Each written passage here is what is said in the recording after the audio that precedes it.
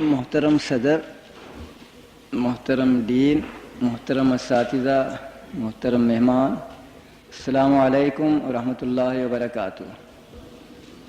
الحمدللہ رب العالمین والصلاة والسلام علی سید المرسلین وآلہ وصحبہ اجمعین۔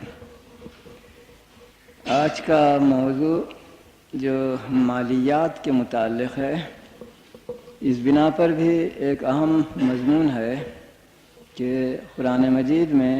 مال کو انسانیت کی بقا اور انسانیت کے قیام کا وسیلہ قرار دیا ہے۔ وَأَمْوَالُكُمْ الَّتِي جَعَلَ اللَّهُ لَكُمْ قِيَامًا۔ اس لحاظ سے قرآن میں ہی اس چیز کا اب سے 1400 سال پہلے ذکر آ چکا ہے کہ مال کی بڑی اہمیت ہے۔ اگر زمانے حال میں لوگ ہم کو سناتے ہیں کہ مال کی بڑی اہمیت ہے لہذا کمیونسٹ بننا چاہیے، تو میں کہوں گا کہ اب سے 1400 سال پہلے مسلمانوں کو ان کے دین نے یہ بتا دیا تھا، اور اس سے پہلے بھی انسان ہمیشہ سے جانتا تھا کہ اس کی زندگی ایک دن بھی بغیر مال کے گزر نہیں سکتی۔ البتہ ہمیں دیکھنا یہ ہے کہ پرانے دینوں کی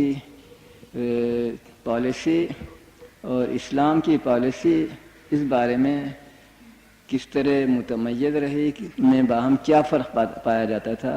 تاکہ ہمیں یہ معلوم ہو کہ یا اسلامی احکام بہتر تھے یا نہیں۔ اس سلسلے میں ایک چھوٹی چیز کی طرف میں آپ کی توجہ مبذول کراؤں گا، اور وہ ایک طرح سے اپالوجی ہوگی، یعنی اسلامی مالیات پر ہمارے فقہا نے نہایت قدیم زمانے ہی سے بہت سی کتابیں لکھی ہیں۔ مثلا امام ابو یوسف کی کتاب الخراج، مثلا یحییٰ ابن آدم القرشی کی کتاب الخراج، مثلا ابو عبید القاسم ابن سلام کی کتاب الاموال، اور اسی طرح کی اور بے شمار تو نہیں بکثرت کتابیں لکھی جا چکی ہیں، کئی ایک چھپ بھی چکی ہیں۔ لیکن مجھے ان ساری کتابوں میں ان کے مؤلفوں کا پورا ادب ملحوظ رکھتے ہوئے ایک کوتاہی نظر آتی ہے، وہ یہ کہ انہوں نے تاریخی نقطہ نظر کو ملحوظ نہیں رکھا۔ یعنی یہ کبھی نہیں بتایا کہ عہد نبوی میں مالیات کے متعلق ابتدائی صورتحال ہجرت سے پہلے مثلا مکے میں کیا تھی، مدینہ آنے کے بعد ابتداءً کیا تھی، پھر رفتہ رفتہ کیا تبدیلی ہوئی، بالآخر اس نے کیا صورت اختیار کی، اس کا وہ کہیں بھی ذکر نہیں کرتے۔ اس کا نتیجہ یہ ہوتا ہے کہ بعض وقت ہم پڑھنے والوں کو ایک خلش پیدا ہو جاتی ہے۔ ایک چھوٹی سی مثال، ہمارے مورخ اور ہمارے فقہا بھی کہتے ہیں کہ زکوٰۃ سن 9 ہجری میں فرض ہوئی، آمنا صدقنا،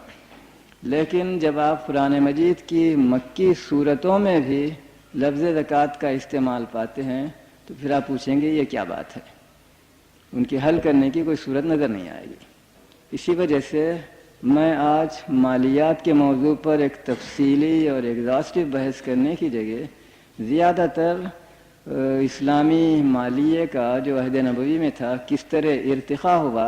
اس کو واضح کرنے کی ایک حد تک کوشش کروں گا، اور اس سے زیادہ میرا کوئی ایمبیشن ہے نہیں، کیونکہ اس موضوع پر جب ضخیم کتابیں لکھی جا چکی ہیں تو ان ساری تفصیلوں کے لیے مجھے بھی طویل تقریروں اور دنوں اور ہفتوں درس دینے کی ضرورت ہوگی۔ جیسا کہ میں نے ابھی آپ سے عرض کیا کہ زکوٰۃ کا ذکر ہم کو مکی صورتوں میں بھی ملتا ہے، اور اسلام سے پہلے کے ادیان کے متعلق بھی یہ ذکر ملتا ہے کہ اللہ نے ان پر زکوٰۃ فرض کی تھی۔ میں پوری تفصیلوں میں گئے بغیر کچھ اشارتاً آپ سے عرض کرتا ہوں۔ مثلا ایک آیت ہے وَآتُوا حَقَّهُ يَوْمَ حَصَادِهِ، جب تم زراعت کی فصل پک جائے اسے کاٹ لو تو اللہ کا حق اس میں ادا کرو۔ جو اللہ کا حق ہے وہ میرا واجبہ ہے، یعنی وہ ایک طرح سے زکوٰۃ ہی ہے جس کو یہاں حق کے نام سے استعمال کیا گیا ہے۔ اسی طرح اور بھی ہمیں آیتیں ملتی ہیں جن سے اولاً یہ نتیجہ اخذ ہوتا ہے کہ صرف ایک لفظ زکوٰۃ ہی نہیں، کئی اور لفظ اس کے مترادف قرآن میں استعمال ہوئے ہیں، جن میں سے ایک مشہور ترین لفظ صدقات ہے۔ انما الصدقات للفقراء والمساکین، یہاں صدقہ دینا، خیرات کرنا بالکل مراد نہیں بلکہ زکوٰۃ کا ذکر ہے، اور لفظ صدقہ وہاں استعمال کیا گیا ہے۔ اسی طرح خذ من اموالہم صدقۃ کا ذکر آیا ہے، صدقہ کا لفظ گویا زکوٰۃ کے معنی میں ہے۔ اسی طرح لفظ انفاق بھی ہم کو اسی معنی میں کئی جگہ ملتا ہے۔ غرض یہ کہ مکی دور میں اور مدنی دور میں الفاظ کا استعمال معین نہیں رہا، یعنی کبھی ایک لفظ استعمال ہوتا ہے، کبھی ایک مترادف لفظ، اور اس کو سمجھے بغیر ہمیں دشواریاں پیدا ہو سکتی ہیں۔ دوسری چیز جو اتنی ہی اہم ہے وہ یہ ہے کہ اگر مکے ہی میں زکوٰۃ فرض ہو چکی تھی، جس معنی میں ہم فرض سمجھتے ہیں، تو اس کا ہمیں کوئی ثبوت نہیں ملتا۔ یعنی مکے میں رسول اکرم صلی اللہ علیہ وسلم کی طرف سے کچھ اس کی وصولی کا، اس کے خرچ کا انتظام کیا گیا ہو، ایسا کوئی پتہ نہیں چلتا۔ مقدار معین ہوئی ہو، اس کا کوئی پتہ نہیں چلتا۔ زمانہ معین ہوا ہو، اس کا کوئی پتہ نہیں چلتا۔ ان حالات میں مجبوراً اس نتیجے پر پہنچنا پڑتا ہے، اور یہ میری ذاتی رائے ہوگی، آپ پابند نہیں کہ اسے قبول بھی کریں، وہ یہ کہ زکوٰۃ کی ابتدا اور اس کا آغاز اخلاقی اساس پر اور رضاکارانہ اساس پر والنٹریلی شروع ہوا۔ رسول اللہ مسلمانوں سے کہتے ہیں کہ اللہ کی راہ میں خرچ کرو، اپنی تجارت سے، اپنی زراعت سے، اپنی دیگر کمائیوں سے۔ اور کوئی تعجب نہیں جو کبھی کبھی یہ مسلمان خود رسول اللہ کے پاس لا کر پیش کرتے ہوں تاکہ اپنے ثوابدید پر اس مال کو خرچ کریں، اور کبھی خود ہی اپنی ثوابدید پر بغیر اس کے کہ قرآن انہیں یہ بتاتا کہ کس کس چیز میں زکوٰۃ تقسیم کرنی مناسب ہے، وہ بھی آیت کے نازل نہیں ہوئی تھی، لہذا اپنی ثوابدید پر اور اپنی پرانی عادتوں کے مطابق، یعنی زمانہ جاہلیت میں بھی نیک دل لوگ، شریف اور مخیر لوگ جس طرح اپنا مال خرچ کیا کرتے تھے اسی طرح خرچ کیا کریں، تو یہ اسلام میں بھی جاری رہا، کیونکہ زمانہ جاہلیت کی ہر اچھی چیز کو اسلام کنفرم کرتا، اسلام میں باقی رکھتا ہے۔ تو ابتداً مثلا لفظ زکوٰۃ کا استعمال ہوتا ہے ٹیکس کے معنی میں نہیں، بلکہ اس معنی میں کہ ایسی چیز جس سے تمہارے نفس کا تزکیہ ہوگا، تمہارے نفس کی پاکی ہوگی۔ اس میں اخلاقی عنصر زیادہ ہے، اور اس میں ایک حکومتی اور قانونی دباؤ اور جبر اس کا عنصر نہیں ہے۔ جب یہ چیز ذہنوں میں راسخ ہو جاتی ہے کہ دوسرے انسان کی مدد کرنا، غریبوں محتاجوں کا حتی الامکان ہاتھ بٹانا، یہ اسلامی فریضہ ہے، اللہ کا واجب کردہ امر ہے ہمارے پر، تو پھر رفتہ رفتہ اس میں اور عناصر بڑھتے جائیں گے۔ وہ عناصر جیسا کہ ابھی آپ دیکھ چکے ہیں، ایک تو یہ ہوں گے کہ اس کو کس زمانے میں دیا جائے، اسی طرح یہ عنصر ہوگا کہ اس کو کس شرح سے دیا جائے، اسی طرح یہ عنصر ہوگا کہ کس کو دیا جائے، پھر اور تفصیلیں ہوں گی کہ اس کے مستحق کون لوگ ہیں۔ یہ چیزیں رفتہ رفتہ پیدا ہوتی جائیں گی۔ چنانچہ میں کہہ سکتا ہوں کہ مکہ معظمہ میں زکوٰۃ ایک طرح سے خیرات ہی تھی، ایک طرح سے رضاکارانہ چیز ہی تھی، اور کسی پر کوئی جبر نہیں تھا کہ اپنے مال کا کتنا حصہ خیرات کرے۔ اس سلسلے میں آپ کو یہ یاد دلاؤں گا کہ زمانے جاہلیت میں بھی مشرکوں کے ہاں بھی ایک طرح کی زکوٰۃ پائی جاتی تھی۔ چنانچہ لکھا ہے کہ یہ لوگ اپنی پیداوار کا ایک حصہ اپنے بتوں کو دیتے ہیں، کچھ حصہ اللہ کے لیے رکھتے ہیں، کچھ حصہ بتوں کے لیے۔ اور پھر قرآن نے طنز کیا ہے کہ اگر اتفاقاً کسی وجہ سے بتوں کا کچھ حصہ اللہ کے حصے میں پڑ جاتا ہے تو اسے لے لیتے ہیں، دوبارہ بت کو دیتے ہیں۔ لیکن مثلا ہوا کے چلنے سے یا کسی اور وجہ سے اللہ کا کچھ حصہ بتوں کے پاس چلا گیا تو اللہ کو نہیں دلاتے، بتوں کو دیتے ہیں۔ تو قرآن نے ایک طنزیہ انداز میں ذکر کیا ہے زمانے جاہلیت کے عربوں کی عادت کے متعلق کہ وہ بھی زکوٰۃ دیتے ہیں وہ بھی اپنی پیداوار کا ایک حصہ خیرات کرتے ہیں، لیکن ان کا طریقہ یہ ہے کہ بتوں کو وہ اہمیت دیتے ہیں، بتوں کے خالق، ہمارے سب کے خالق اللہ کو وہ نہیں دیتے ہیں۔ تو یہ صورتحال تھی جو مکے میں رہی، اور مکے سے جب مدینہ منورہ رسول کریم صلی اللہ علیہ وسلم تشریف لاتے ہیں تو ظاہر ہے کہ وہاں ایک تو مسلمانوں کی تعداد بڑھتی ہے، دوسرے مسلمانوں کی ضرورتیں بڑھتی ہیں، تیسرے مسلمانوں کی دفاع وغیرہ کے لیے مال کی حاجت پیدا ہوتی ہے، اور چوتھے ایک کاؤنٹر بیلنسنگ چیز کہیے وہ یہ کہ مسلمانوں کے مالی وسائل بھی بڑھ جاتے ہیں کہ رقم خرچ کر سکیں۔ یعنی مدینہ منورہ میں بہت سے مالدار مسلمان تھے جو زراعت پیشہ تھے، اور ان کے باغات اور ان کی زراعت سے کافی انہیں آمدنی ہوتی تھی، اور وہ معین طور پر اس کا کچھ حصہ دے سکتے تھے۔ ایک تاجر کے لیے وہ امکان نہیں ہوتا جتنا ایک کسان کے لیے کہ سال کے کس مہینے میں فصل کٹے گی اور اس کی مقدار کا ایک حصہ کس طرح کسی افسر کو، کسی حکومت کو دیا جائے۔ تو یہ صورتحال مدینہ منورہ میں پیدا ہوئی، اور مدینہ منورہ میں بھی ہم دیکھیں گے کہ سارے عناصر بیک وقت اس فریضے میں نہیں بڑھائے گئے۔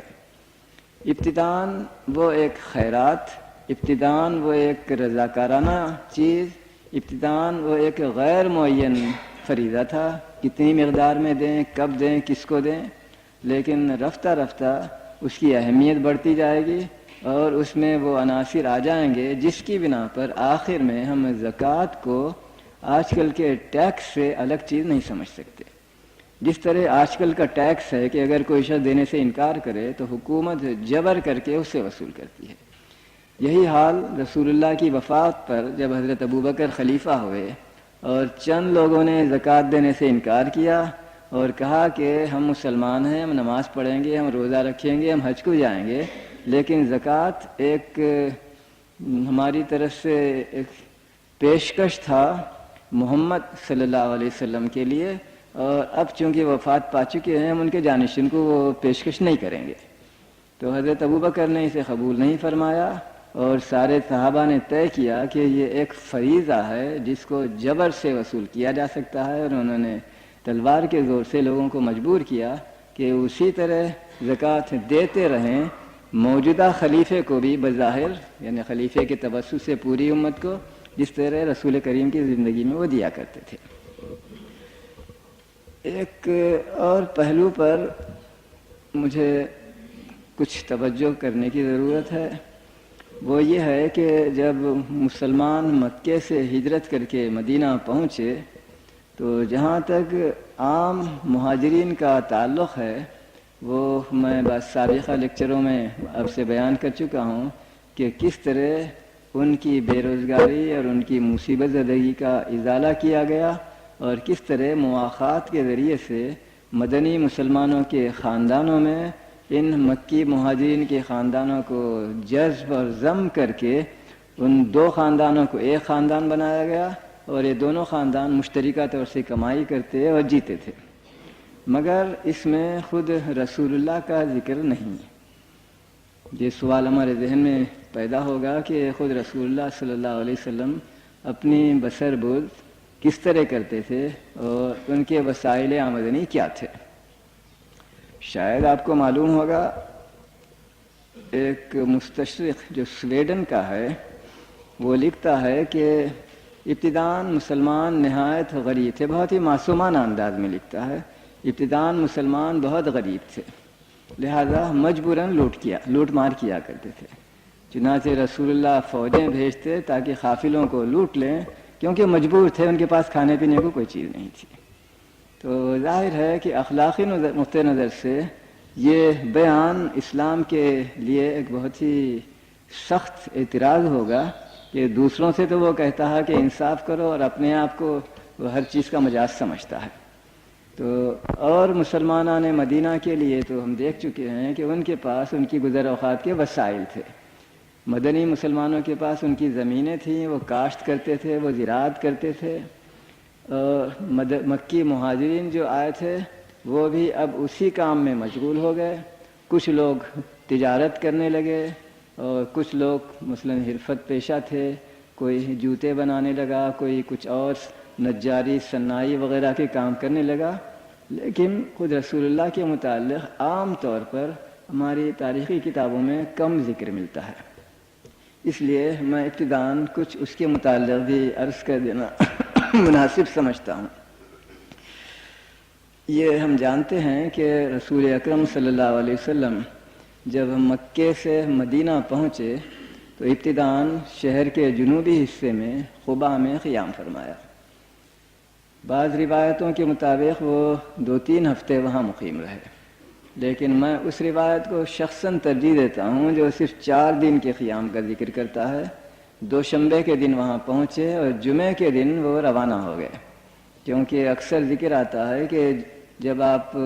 مدینے کی طرف یعنی موجودہ مسجد نبوی کی طرف جا رہے تھے تو جمعے کا دن تھا اور راستے میں ظہر کا وقت ہو گیا، تو رسول اللہ نے اپنے کوچ کو بند کر کے وہیں راستے میں نماز پڑھی اور لوگوں کو جماعت سے نماز پڑھائی. اس کے بعد وہ آگے بڑھ کر بنو النجار کی بستی میں پہنچتے ہیں اور وہاں حضرت ابو ایوب انصاری کے مکان میں قیام فرماتے ہیں. اونٹنی کا قصہ وغیرہ وہ ذیلی تفصیلیں ہیں، مجھے اس سے بحث نہیں. اس بارے میں یہ امر واضح ہے کہ جب آپ پہلے قباء میں پہنچے اور 3-4 دن یا 2-3 ہفتے ہی صحیح مقیم رہے تو مقامی لوگوں نے جو مسلمان تھے نہایت ہی احترام کے ساتھ نہایت ہی عظیم مہمان نوازی کے طور پر رسول اللہ کی خدمت میں کھانے پینے کی چیزیں پیش کیں، صبح دوپہر شام وغیرہ. اور اس طرح اس وقت اس میزبانی کی وجہ سے، اس مہمان نوازی کی وجہ سے یہ سوال نہیں پیدا ہوتا کہ رسول اللہ کس طرح زندگی گزار رہے ہیں. جب آگے بڑھ کر بنو النجار کی بستی میں بستے ہیں تو صحیح بخاری کے مطابق یہ آپ کے ننیال کا گھرانہ تھا. آپ کو معلوم ہوگا کہ عبد المطلب کی ماں ایک مدنی عورت تھی اور اس طرح رسول اللہ کا مکے والے رسول اللہ کا رشتہ مدینے کے ایک خاندان سے پیدا ہو چکا تھا. اور تاریخیں لکھتی ہیں کہ عبد المطلب کے بعد سے ہر زمانے میں رسول اللہ کا خاندان اس رشتے کے ساتھ اپنے تعلقات کو برقرار رکھتا تھا. چنانچہ لکھا ہے جب کبھی حضرت عباس رسول اللہ کے چچا شمالی رخ سفر پر جاتے مکے سے مثلا شام کو، تو جاتے وقت بھی اور آتے وقت بھی مدینے میں اپنے خاندان میں ٹھہرتے وغیرہ وغیرہ. ایسی چیزیں ملتی ہیں جس سے معلوم ہوتا ہے کہ ان دونوں خاندانوں کے تعلقات یعنی مکی خاندان اور مدنی خاندان ان کے روابط دوستانہ اور قریبی تھے اور برقرار رہے تھے. ان حالات میں صحیح بخاری کا یہ بیان کہ رسول اللہ نے بنو النجار کی بستی میں اور ابو ایوب انصاری کے مکان میں جو قیام فرمایا وہ اس لیے تھا کہ وہ آپ کے ننیال کا خاندان تھا، تو ہمیں کوئی تعجب نہیں ہونا چاہیے. میں اس اونٹنی کے قصے وغیرہ کو فی الوقت ترک کرتا ہوں. بہرحال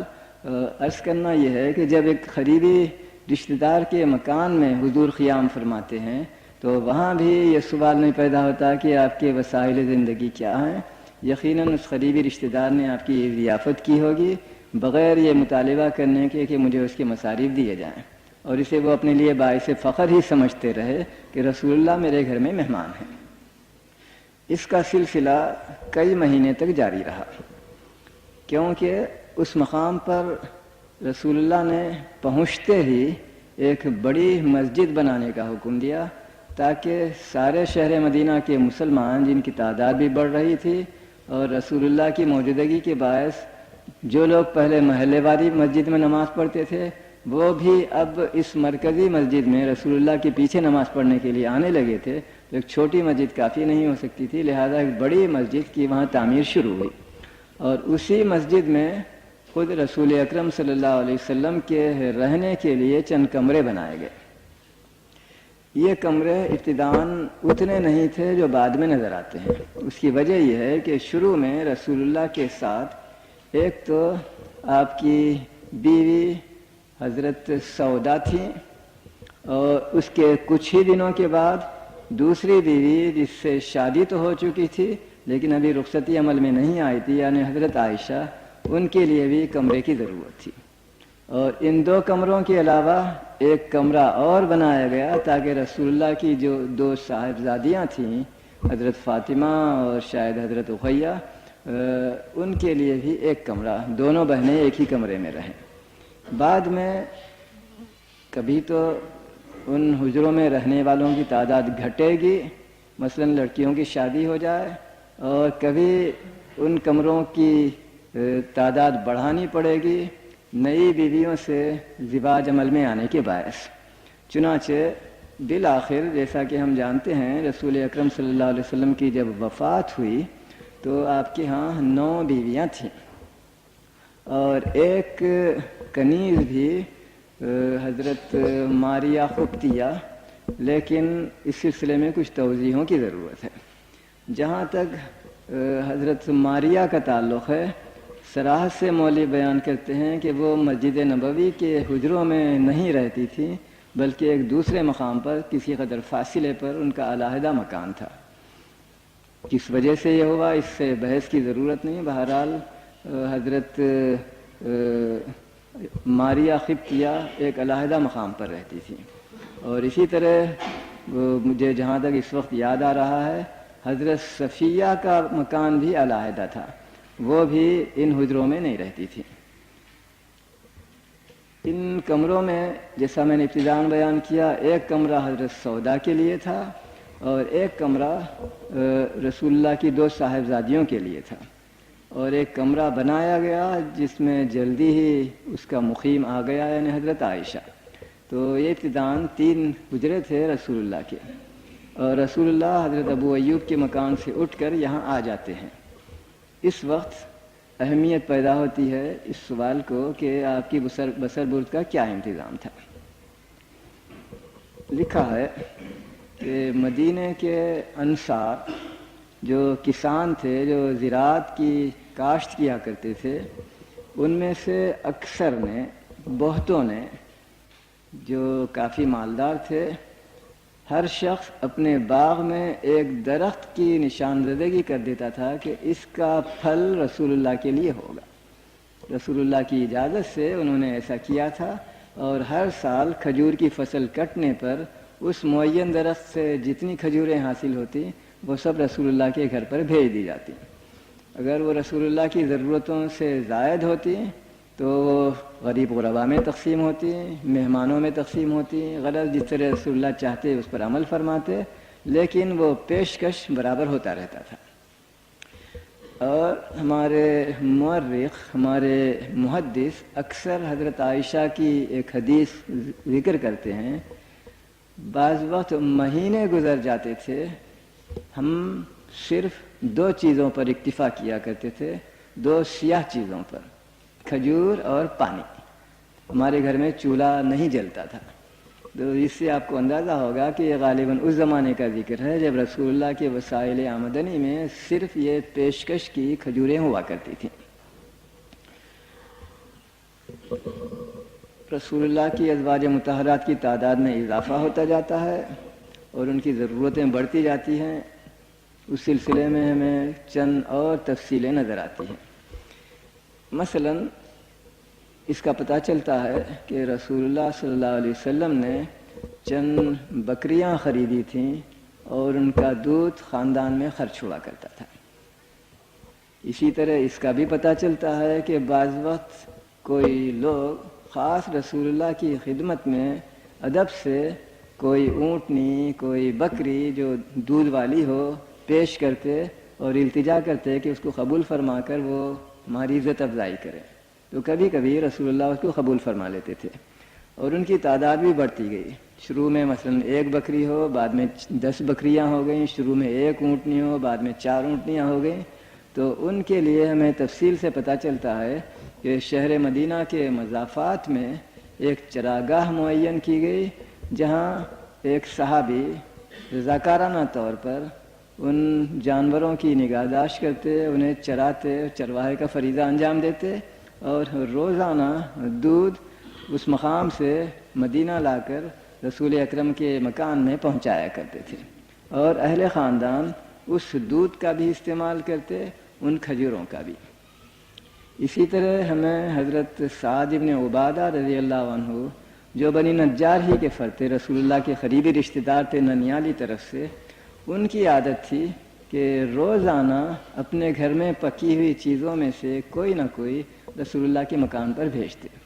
کبھی کوئی میٹھا، کبھی کوئی ترکاری، کبھی کوئی گوشت، بہرحال جو بھی اچھی چیز ان کے مکان میں پکتی ہے۔ بہت مالدار شخص تھے، بعض وقت جیسا کہ میں نے آپ سے ذکر کیا تھا 80 اہل صفہ کو ایک ہی رات میں اپنے گھر لے جا کر انہیں کھانا کھلایا کرتے تھے۔ تو ان کی عادت تھی کہ روزانہ رسول اللہ کی خدمت میں کچھ کھانے کی چیزیں بھیجیں، اور وہ اچھی خاصی مقدار میں ہوتا تھا، رسول اللہ کے لیے بھی کافی ہوتا، آپ کے مکان کے زوجات مطہرات کے لیے بھی کافی ہوتا۔ اسی طرح رسول اللہ جب کھانا نوش فرماتے تو تنہا کھانا کبھی پسند نہیں کرتے تھے، ہر وقت کچھ لوگوں کو جو موجود ہوتے کھانے پر بلا لیتے، کبھی 5 کبھی 10 حسب موقع ان لوگوں کی تعداد رہتی۔ تو کچھ تو گھر کی چیزیں کھجور وغیرہ بھی نکالی جاتی ہیں، کچھ وہ تحفے جو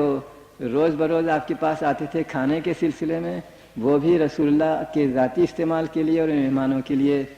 کام آتے، اور اس طرح اس کا سلسلہ جاری رہتا۔ جلدی ہی ایک ذریعہ آمدنی کا چھوٹا سا ذریعہ اس کا اضافہ ہوتا ہے، وہ یہ کہ سن 2 ہجری رمضان کے مہینے سے جنگوں کا آغاز ہوتا ہے دشمنوں کے ساتھ، اور جیسا کہ آپ کو معلوم ہے جنگ کے مال غنیمت کا 1/5 حصہ حکومت کے لیے لے لیا جاتا ہے، اور 4/5 حصہ اس جنگ میں شریک ہونے والے سپاہیوں میں برابر طور پر تقسیم کر دیا جاتا ہے۔ بہت سی جنگوں میں رسول اکرم صلی اللہ علیہ وسلم شخصاً شریک رہے، مثلا بدر میں، مثلا اس کے بعد کی جنگوں میں مختلف مقاموں پر۔ تو اس وقت رسول اللہ کے لیے 2 طریقے سے آمدنی ہونے لگی، ایک تو سپاہی کی حیثیت سے کہ آپ جنگ میں شریک تھے اور سپاہیوں کے برابر آپ کو مال غنیمت کے 4/5 حصے میں سے ایک حصہ ملتا، جس کی مقدار گھٹتی بڑھتی رہتی ہے، اور یہ موقت ہوتی، یہ نہیں کہ مستقل ہر مہینہ یا ہر سال آمدنی ہوتی رہتی ہے۔ اور دوسرا وسیلہ اسی مال غنیمت میں سرکاری مال تھا، اس سرکاری مال کو رسول اللہ کی ثوابدید پر خدا نے چھوڑ رکھا تھا، جس طرح چاہے آپ اسے تقسیم فرمائیں۔ عام طور پر وہ آپ کی ذات کے لیے، آپ کے خاندان کے لیے استعمال نہیں ہوتا تھا، بلکہ پبلک ضروریات کے لیے اور ملک کی عام بہبودی اور دفاع کا انتظام، ہتھیار کا خریدنا وغیرہ ان چیزوں میں خرچ ہوتی تھی۔ لیکن بہرحال اگر رسول اللہ چاہتے کسی دن مکان میں کوئی چیز نہ ہو تو اس مال سرکاری خزانے کی ان چیزوں میں سے جو مال غنیمت تھی رسول اللہ اپنے لیے اس کا استعمال فرما سکتے تھے۔ جہاں تک زکوٰۃ کا تعلق ہے وہ بھی سرکاری خزانے میں رہتی، لیکن اس کے لیے یہ اسلام نے طے کیا تھا کہ اس کا خرچ رسول اللہ کی ذات اور رسول اللہ کے اہل و عیال کے لیے حرام ہے، اور یہ نہایت ہی گویا اہم اسلامی حکم ہے، جس کی وجہ سے اسلامی فائنانس کے دفتر میں غبن اور تصرف و تغلب کا امکان گھٹ جاتا ہے۔ اگر سرکاری آمدنی حکمران کی اپنی آمدنی سمجھ لی جائے پوری کی پوری، تو حکمران کے قریبی لوگ، ماتحت لوگ اس میں من مانے تصرف کریں، لیکن اگر یہ معلوم ہو کہ حکمران اس کی ایک پائی بھی اپنے لیے نہیں لے سکتا، اس کے لیے حرام ہے، تو ماتحت افسروں کو ذرا احتیاط سے کام لینے کی ضرورت پیش آئے گی کہ حکمران ہم سے پوچھے گا فلانی رقم کیا ہوئی، اتنی رقم فلاں مد میں آئی تھی۔ حکمران کی اپنی ذات کے لیے حرام ہے، یہ صرف اسلام کی خصوصیت ہے۔ اس عام حکم میں استثناء یہ کیا گیا کہ جو مال دشمنوں سے، کافروں سے، غیر مسلموں سے مال غنیمت کے طور پر حاصل ہو، اس کا ایک حصہ رسول اللہ کے لیے اور رسول اللہ کے اقربا کے لیے خرچ کیا جا سکتا ہے۔ انما الانفال للہ والرسول اور ذوی القربیٰ وغیرہ جو الفاظ آئے ہیں وہ صرف مال غنیمت کے متعلق ہیں، وَاعْلَمُوا أَنَّمَا غَنِمْتُم مِّن شَيْءٍ فَأَنَّ لِلَّهِ خُمُسَهُ وَلِلرَّسُولِ وَذِي الْقُرْبَىٰ، تو مال غنیمت کا کچھ حصہ اگر رسول اللہ چاہتے تو اپنی ذات پر خرچ کر سکتے تھے، لیکن زکوٰۃ کا کوئی حصہ بھی رسول اللہ اور آپ کے خاندان کے لیے صرف نہیں کیا جا سکتا تھا۔ بہرحال میں عرض یہ کر رہا تھا کہ رسول اللہ کی زندگی میں ہمیں یہ نظر آتا ہے کہ بالکل ابتدا میں مدینہ منورہ میں مکے کا سوال نہیں، کیونکہ مکے میں آپ کی اپنی جائیداد تھی، اپنے بیوی سے حاصل کی وراثتی جائیداد وغیرہ تھی، خود بھی تاجر تھے، وہاں جو گزر اوقات ہوتی تھی اس میں یہ سوال نہیں پیدا ہوتا کہ آپ کہاں کھاتے ہیں۔ مدینہ آنے پر جب ہمیں یہ صورت نظر نہیں آتی تو ہم دیکھتے ہیں کہ شروع میں وہ مہمان رہے، اور اس کے بعد آپ کو ایسی چیزیں تحفے میں پیش کی گئیں جو مستقل تھیں، مثلا کھجوروں کی کٹائی کے وقت اس کا کچھ حصہ آپ کے پاس آتا، اور آپ واقف ہوں گے کہ کھجور کو ہم سال بھر محفوظ رکھ سکتے ہیں، وہ مثلا دوسرے میووں کی طرح ایک دو دن میں سڑ کر خراب نہیں ہو جاتی۔ اس کے بعد مال غنیمت ایک ذریعہ پیدا ہوا جو رسول اللہ کی بسربرد کے انتظام میں کام آنے لگا۔ اس کے بہت ہی جلد، یعنی جنگ بدر کے بہت ہی جلد جنگ احد پیش آئی، کم و بیش 1 سال کے بعد۔ اس موقع پر ہمارے مورخ ایک نئی چیز کا ذکر کرتے ہیں۔ وہاں مخیریق نامی ایک یہودی تھا جو کہتے ہیں مسلمان ہو چکا تھا، اور اپنی انتہائی عقیدت کی خاطر اس نے ایک وصیت کی تھی کہ اگر اس جنگ میں میں مر جاؤں تو میرے سارے باغ جو مدینے میں تھے وہ رسول اللہ کے ہوں گے۔ چنانچہ مخیرق کے 7 باغ تھے جو مدینے میں پائے جاتے تھے، ان کی پوری آمدنی اب رسول اللہ اور آپ کے خاندان کے لیے مختص ہو گئی۔ تو اس طرح وہ ابتدائی زمانے کی دشواریاں گھٹنے لگی۔ اسی طرح ہمیں اور چیزوں کا بھی اشارتاً ذکر ملتا ہے، مگر میں ان تفصیلوں میں نہیں جاؤں گا کیونکہ وقت زیادہ ہے نہیں۔ تو رسول اللہ کی بسر اوقات کے متعلق ہم دیکھتے ہیں کہ یہ انتظامات تھے جن کی وجہ سے اس کی ضرورت ہی نہیں تھی کہ کوئی لوٹ مار کا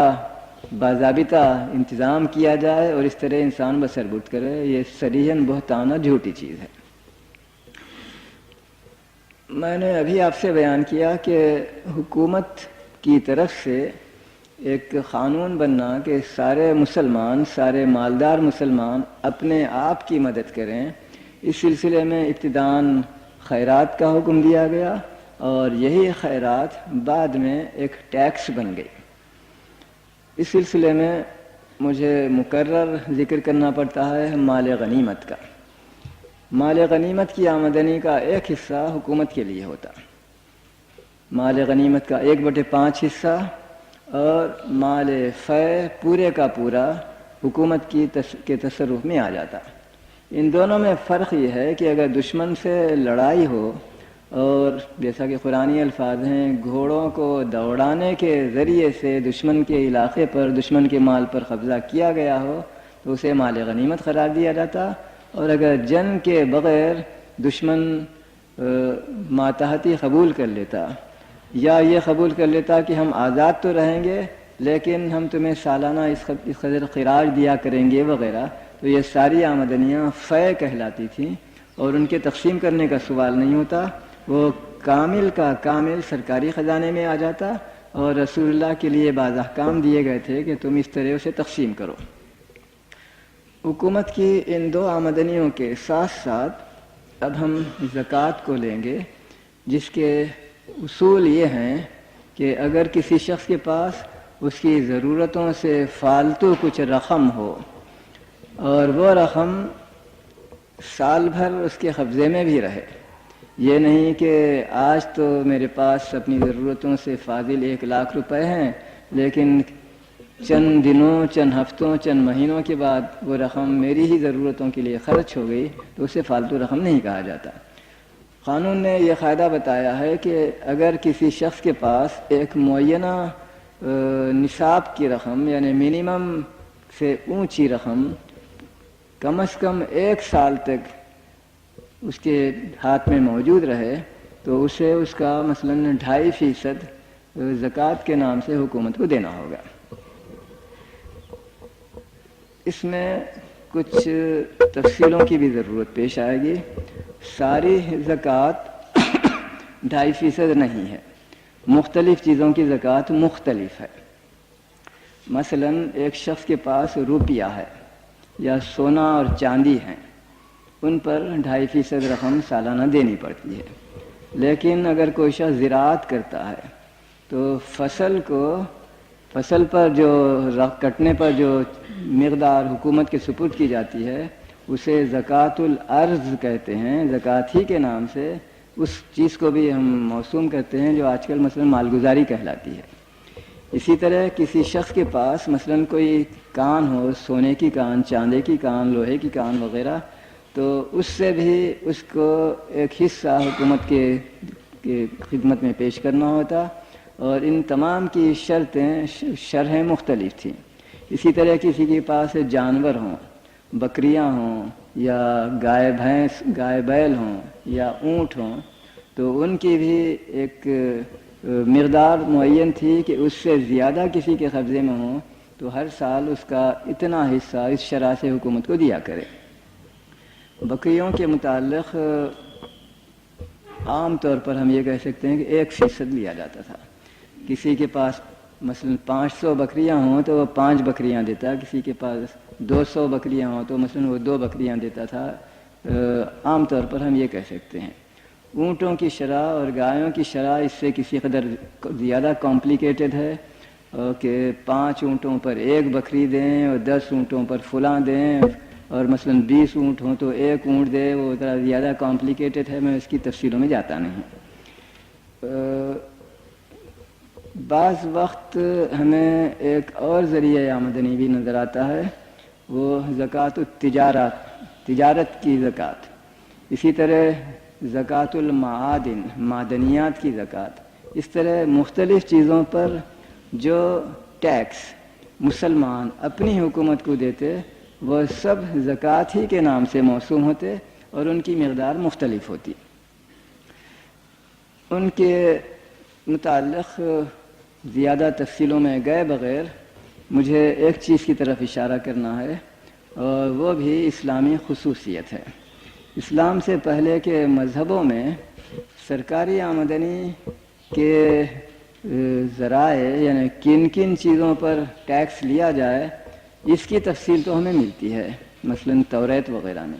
لیکن کن مدات میں اس کو خرچ کیا جائے اس کا کوئی ذکر نہیں ملتا۔ وہ بالکل یا حکمران کی ثوابدید پر ہوتا ہے کہ اس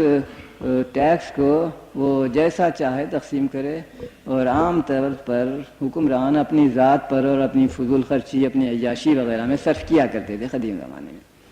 میرے علم میں قرآن مجید ہی وہ پہلی دینی کتاب ہے جس میں آمدنی کے وسائل کے متعلق بہت کم تفصیلیں ملتی ہیں، لیکن خرچ کے متعلق انتہائی تفصیل سے بتایا جاتا ہے کہ کس کو کتنی رقم دی جائے۔ مثلاً واتو حقہ یوم حصادہ، اس سے معلوم ہوتا ہے کہ زراعت پر زکوٰۃ دینی چاہیے، لیکن صرف لفظ حق ہے اور یہ نہیں بتایا گیا ہے کہ کس مقدار میں، یا وہ عشر ہوگا 1/10 یا 2.5% ہوگا یا 25% یا 50% وغیرہ، اس کی ایسی تفصیلیں قرآن میں نہیں ملتی۔ یہ تفصیلیں ہمیں ملیں گی حدیث میں، لیکن قرآن کا یہ اصول نظر آتا ہے کہ آمدنی کے ذرائع کے متعلق زیادہ تفصیل نہ دے، بلکہ اگر میرا انٹرپریٹیشن صحیح ہے تو قرآن اسے حکومت کی ثوابدید پر چھوڑ دیتا ہے کہ حسب ضرورت اس میں اضافہ تخفیف کر سکتے ہو، اور جن چیزوں کا قرآن میں مثلاً ذکر ہے کہ زراعت پر ٹیکس ہے، تجارت پر ٹیکس ہے، تو وہ بھی ہوگا۔ کسی اور چیز پر بھی ہم ٹیکس لے سکتے ہیں، مثلاً کسی مقام پر مچھلیاں ہوں، کسی مقام پر شہد کی مکھیاں ہوں، تو ان سے اگر تجارتی پیمانے پر آمدنی ہونے لگتی ہے تو اس کا ایک حصہ حکومت کو دیں۔ یہ ساری چیزیں زکوٰۃ بن جاتی ہیں اسلامی قانون کے لحاظ سے، اور قرآن ان تفصیلوں میں جانا نہیں چاہتا۔ البتہ وہ تقسیم کے متعلق نہایت ہی سخت الفاظ میں یہ حکم دیتا ہے کہ اس کے سوا کوئی اور عمل نہیں ہونا چاہیے. اور وہ مشہور آیت سورہ 9 آیت 60 جس سے آپ واقف ہیں، انما الصدقات للفقراء والمساکین والعاملین علیہا والمؤلفۃ قلوبہم وفی الرقاب والغارمین وفی سبیل اللہ وابن السبیل فریضۃ من اللہ. صدقات یعنی حکومت کی آمدنیوں کو یعنی زکوٰۃ کو تقسیم کیا جائے فقراء پر، مساکین پر، نمبر 1 شروع میں. اس کے بعد ذکر ہے والعاملین علیہا، ان تمام لوگوں پر جو زکوٰۃ کے کام میں مشغول ہیں، یعنی حکومت کے فنکشنریز. میں اس کی ابھی تھوڑی دیر کے بعد مزید تفصیل دوں گا. عاملین علیہا کے بعد ذکر آیا ہے والمؤلفۃ قلوبہم، ان لوگوں کے لیے جن کے دل موہ لینے کی تمہیں ضرورت ہے، مثلا تبلیغ اسلام کے لیے، مثلا جسے آج کل ہم کہتے ہیں سیکرٹ سروس. حکومت مخفی طور پر لوگوں کو کچھ رقم خرچ کرتی ہے ملت کے اور مملکت کے مفاد میں. اس کے بعد کا ایک لفظ ہے پھر رقاب، گردنوں کو چھڑانے کے لیے. اس کے معنی 2 لیے جاتے ہیں متفقہ طور پر، ملک کے غلاموں کو آزاد کرانے کے لیے، اور اسلامی مملکت کی مسلم اور غیر مسلم رعایا کو اگر دشمن کے ہاتھ میں قید ہو گئی ہو تو فدیہ دے کر رہائی دلانے کے لیے. یہ بھی ایک مد ہے زکوٰۃ کی آمدنیوں کے مدات تقسیم کے سلسلے میں. اس کے بعد ایک اور لفظ ہے غارمین، اس کے معنی یہ ہیں وہ کھاتے پیتے مالدار لوگ جن پر یکایک بوجھ پڑ جاتا ہے بہت سخت مالی ادائی کے سلسلے میں. مثلا فرض کیجئے کہ میں نے سہون کسی آدمی کو قتل کر دیا، مجھے خون بہا دینے کی ضرورت ہے، میرے پاس اتنی رقم نہیں ہے، غریب آدمی ہوں، مجھ سے قصور بے شک ہوا ہے لیکن آمدن نہیں تھا، تو حکومت کا فریضہ ہے کہ میری مدد کرے تاکہ میں اس فریضے کی انجام دہی سے سبکدوش بھی ہوں اور متضرر کے قریبی رشتہ داروں کو جو کمانے والا فرد تھا خاندان کا، اس کے دنیا سے رخصت ہو جانے کی وجہ سے کوئی دشواری پیش نہ آئے، اسے خون بہا دلایا جائے تاکہ ایک حد تک اس کی ضرورتیں پوری ہو سکیں. یہ ہے غارمی. اس کی بھی میں کچھ اور تفصیل کروں گا بعد میں. اس کے بعد ایک لفظ ہے فی سبیل اللہ، اللہ کی راہ میں. حیرت ہوتی ہے کہ فی سبیل اللہ کے اولین معنی یہ ہیں ڈیفنس سروس، ملک کی مدافعت کے انتظامات، فوج کے اخراجات، مسجدیں بنانا وغیرہ اور سیکنڈری چیز سمجھے گئے. فی سبیل اللہ سے پہلی مراد فوج کے انتظامات اور فوجی ضروریات اور دفاع کے انتظامات پر خرچ کرنا، یہ اس سرکاری آمدنی کا ایک خرچ کا مد ہے. اس کے بعد ایک اور لفظ ہے جس کی توقع نہیں تھی عام حالات میں مگر اس کا ذکر یہاں ملتا ہے، ابن السبیل. اس کے لفظی معنی ہیں راستے کا بچہ، لفظی معنی، اور مراد اس سے ہوتی ہے مسافر. مسافر کسی مقام کا بھی ہو، اگر ہمارے علاقے سے گزرتا ہے تو آج کل حکومتیں تو مسافروں سے ٹیکس لیتی ہیں، ہمارے ملک میں کیوں آ رہے ہو؟ اور اسلامی قانون کا حکم یہ ہے کہ مسافروں کی مہمان نوازی کرو، انہیں کھلاؤ پلاؤ، مفت ہوٹل مہیا کرو، مفت کھانے پینے کو دو. کم سے کم 3 دن پرانے زمانے کا رواج تھا. اس ذکر کے بعد، ان 8 مدات کا ذکر کرنے کے بعد الفاظ یہ ہیں یہ اللہ کا مقرر کردہ حکم ہے، فریضۃ من اللہ. دوسرے الفاظ میں حکومت کی بجٹنگ کی پالیسی معین کر دی گئی ہے کہ کن کن لوگوں کو زکوٰۃ کی آمدنی سے رقم دلائی جائے. اس مد میں 8 کا ذکر ہے، فقراء، مساکین، عاملین علیہا، مؤلفۃ قلوبہم، رقاب، غارمین فی سبیل اللہ، ابن السبیل. اس سلسلے میں ایک چھوٹی چیز دلچسپ ہے، وہ اس کا میں ذکر کرتا ہوں. امام شافعی کا بیان، وہ کہتے ہیں کہ اس میں چونکہ 8 مدات میں رقم خرچ کرنے کا حکم ہے، لہذا آمدنی کا 1/8 حصہ ہر کسی کو دلایا جائے گا. فقراء کو 1/8، مساکین کو 1/8، رقاب کے لیے 1/8 وغیرہ وغیرہ۔ دوسرے ائمہ کی یہ رائے نہیں ہے۔ بہرحال یہ دلچسپ اس لیے ہے کہ اس کا ایک اور سلسلے میں ہمیں استعمال کرنا ہے۔ ابتدائی 2 نام فقراء اور مساکین، اس سے کیا مراد ہے؟ بظاہر دونوں مترادف لفظ ہیں، مگر اس میں اختلاف رائے رہا ہے، اور اس اختلاف رائے کے سلسلے میں یہ سوال پیدا ہوا تھا۔ تو امام شافعی نے کہا چونکہ اللہ نے 8 مدوں میں خرچ کرنے کا حکم دیا ہے اور اللہ نے اپنے وفور مرحمت سے غریبوں کو دگنا حصہ دلانا چاہا، اس لیے 2 نام استعمال کیے گئے ہیں، 1/8 غریبوں کے لیے، 1/8 فقیروں کے لیے، 1/8 مسکینوں کے لیے، یعنی دونوں غریبوں کے لیے، یعنی ان کو بجائے 1/8 کے 2/8 حصہ دیا جائے، 1/4 آمدنی ان لوگوں کے لیے خرچ کی جائے۔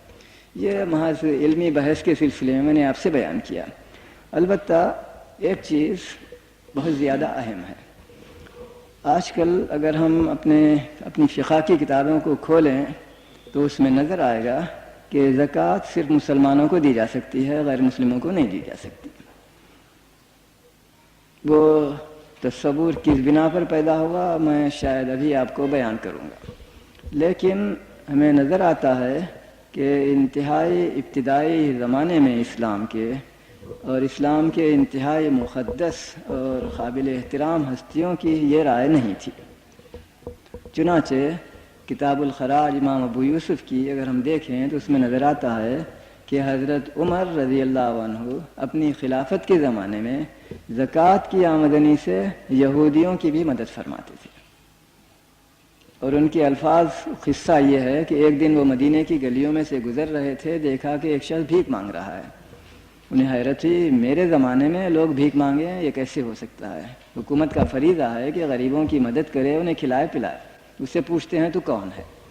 وہ کہتا ہے کہ میں ایک یہودی ہوں، اب تک کاروبار کیا کرتا تھا اور جزیہ دیا کرتا تھا، لیکن اب بوڑھا ہو گیا ہوں، میں کام نہیں کر سکتا، مجبور ہو گیا ہوں کہ بھیک مانگوں۔ تو حضرت عمر بےحد متاثر ہوتے ہیں اور فوراً اپنے افسر خزانہ کو حکم دیتے ہیں کہ اس یہودی کے لیے ایک روزینہ مقرر کر دیا جائے، اور ان کے الفاظ ہیں ھذا من مساکین اہل الکتاب، یہ مساکین کے مد میں آتا ہے، زکوٰۃ سے اس کو رقم دی جائے کیونکہ یہ مساکین میں ہے۔ دوسرے الفاظ میں حضرت عمر رضی اللہ عنہ کی رائے یہ معلوم ہوتی ہے، اور بعض دیگر صحابہ بھی، حضرت زید بن ثابت، حضرت ابن عباس وغیرہ کا ذکر طبری نے کیا ہے کہ زکوٰۃ غیر مسلموں کو دی جا سکتی ہے، اور وہ کہتے ہیں کہ فقراء سے مراد مسلمانوں کے فقیر اور مساکین سے مراد غیر مسلم رعیت کے فقیر ہوں گے۔ جو بھی ہو، یہ پہلی مد ہے۔ والعاملین علیہا جو تیسری مد ہے، فقراء اور مساکین کے بعد قرآنی فہرست میں، اس کی اگر میں یہ توجیہ کروں کہ اس سے مراد پورا سول ایڈمنسٹریشن ہے تو حیرت نہ ہو، ملک کا سول ایڈمنسٹریشن، کیونکہ زکوٰۃ کو جمع کرنے والے، زکوٰۃ کا حساب رکھنے والے، زکوٰۃ کے حسابات کی جانچ پڑتال آڈیٹنگ کرنے والے، زکوٰۃ کو تقسیم کرنے والے، تقسیم کی نگرانی کرنے والے، یہ سب کے سب اس لفظ عاملین علیہا میں آ جاتے ہیں، جو اس زمانے کے نظم و نسق کو دیکھتے ہوئے جو بہت ہی سمپل اور سادہ تھا۔ ہم یہ کہہ سکتے ہیں کہ پورا سول ایڈمنسٹریشن یعنی سرکاری ملازمین کی تنخواہ زکوٰۃ کی آمدنی سے دی جائے گی۔ اس کے بعد کا لفظ ہے مؤلفۃ قلوبہم۔ اس سلسلے میں ایک بہت ہی مشہور کتاب ہے ایک کٹر قسم کے عالم کی، ابو یعلا الفراء الحنبلی۔ کٹر کا لفظ میں اچھے معنی میں استعمال کر رہا ہوں کہ وہ کسی ضرورت، سیاسی ضرورت کے بعد دبنے والے انسان نہیں تھے، کھری کھری بات سناتے تھے۔ ان کی ایک کتاب ہے الاحکام السلطانیہ، یہ ماوردی کے معاصر ہیں، اور ماوردی کی کتاب ہی کے نام سے یہ بھی ایک کتاب لکھتے ہیں الاحکام السلطانیہ، اور اس میں زکوٰۃ کے مدات کی تفصیل سے بحث کرتے ہوئے وہ لکھتے ہیں کہ مؤلفۃ قلوبہم، جن لوگوں کا دل موہ لینا ہے، ان کی 4 قسمیں ہیں۔ پہلی قسم ان لوگوں کی ہے جن کو رقم اس لیے دی جائے کہ وہ مسلمانوں کی مدد کریں. دوسری قسم ان لوگوں کی ہے جن کو رقم اس لیے دی جائے کہ وہ مسلمانوں کو مضرت پہنچانے سے باز رہیں. عام حالات میں ہمیں نقصان پہنچا سکتے ہیں، لیکن انہیں اگر ہم کچھ رقم دے دیں تو مثلا جنگ کے زمانے میں وہ نیوٹرل رہیں گے، غیر جانبدار رہیں گے، ہمیں نقصان نہیں پہنچائیں گے. تیسری قسم ابو یعلا الفرا لکھتے ہیں ان لوگوں کی ہے جن کو رقم اس لیے دی جاتی ہے کہ وہ اسلام قبول کریں. اور چوتھی قسم کہتے ہیں وہ ان لوگوں کی ہے جن کو رقم اس لیے دی جاتی ہے کہ اس کی وجہ سے ان کے قریبی رشتہ دار، ان کے قبیلے کے لوگ، ان کے خاندان کے لوگ اسلام قبول کریں، اور اس فہرست کے بعد وہ ایک جملے کا اضافہ کرتے ہیں. یہ رقم مسلمان اور غیر مسلم کسی کو بھی دی جا سکتی ہے. ظاہر ہے کہ کسی کی تعلیف قلبی کرنی ہو، کسی کو مسلمانوں کو نقصان نہ پہنچانے کے لیے رقم دی جانی ہو تو وہ غیر مسلم ہی ہوگا عام حالتوں میں. تو وہ صراحت سے کہتے ہیں چاہے وہ مسلم ہو یا غیر مسلم ہو، اس کو المؤلفۃ قلوبہم کی مد سے، زکوٰۃ کی آمدنی سے رقم دی جا سکتی ہے. اس سے آگے چلیے. پھر رقاب، یعنی ملک کے غلاموں کو آزاد کرنے کے لیے حکومت امداد کرے، ملک کی رعایا کو دشمن کی قید سے چھڑانے کے لیے حکومت امداد صرف کرے. اس سلسلے میں مجھے یاد آ رہا ہے طبقات ابن سعد میں حضرت عمر ابن عبدالعزیز کے متعلق کچھ تفصیلی حالات دے کر ان کا خط نقل کیا گیا ہے. وہ خط ہے ان کے گورنر یمن کے نام، اور اس خط میں وہ لکھتے ہیں کہ جتنی مسلمان رعایا دشمن کے ہاتھ میں قید ہے اس کو چھڑانے کے لیے سرکاری خزانے سے رقم خرچ کی جائے، اس صراحت کے ساتھ چاہے وہ مسلمان ہو یا ذمی ہو. تو گویا رقاب کے سلسلے میں اسلامی رعیت کو دشمن کی قید سے رہائی دلانے کے لیے جو فدیہ دیا جاتا ہے اس میں بھی امتیاز نہیں ہے مسلمان اور غیر مسلم کا. جس طرح فقراء اور مساکین کے ذریعے سے حضرت عمر کی رائے میں غیر مسلم کی مدد کی جا سکتی ہے زکوٰۃ کی رقم سے، جس طرح مؤلفۃ قلوبہم کے سلسلے میں ہم دیکھ چکے ہیں، اسی طرح رقاب کے سلسلے میں بھی ہمیں یہ نظر آتا ہے کہ وہ بھی بظاہر غیر مسلموں پر خرچ کی جا سکتی ہے. غارمین کا لفظ، جس کا ابھی تھوڑی دیر پہلے میں نے ذکر کیا تھا کہ کسی شخص پر غیر معمولی بوجھ پڑ جائے رقم کی ادائیگی کے سلسلے میں، ہے تو وہ کھاتا پیتا لیکن ایک اتنا بار پڑ گیا کہ وہ اسے سربراہ نہیں ہو سکتا. ہمارے مؤلف مثالیں دیتے ہیں، مثلا اس کا مال راستے میں چوری گیا، یا اس کا مال کسی طغیانی میں، کسی زلزلے میں ایک ضائع ہو گیا، وغیرہ وغیرہ. ایسی حالتوں میں اس بظاہر مالدار شخص کی بھی ہم مدد کر سکتے ہیں کیونکہ وہ محتاج بن گیا ہے عارضی طور پر. حضرت عمر رضی اللہ عنہ کے زمانے میں بظاہر اسی لفظ غارمین سے استنباط کر کے ایک نئی چیز کا ہمیں اضافہ نظر آتا ہے، اور وہ سرکاری خزانے سے لوگوں کو امداد نہیں بلکہ قرض دینا تھا. کوئی شخص کھاتا پیتا ہے، اس کو امداد کی ضرورت نہیں ہے لیکن اسے مال کی ضرورت ہے، مثلا تجارت کے لیے، مثلا کسی اور کام کے لیے، تو حکومت اس کو قرض دیتی ہے، اور وہ قرض ظاہر ہے کہ بلا سودی ہوگا. دنیا کا کون سا شخص ہے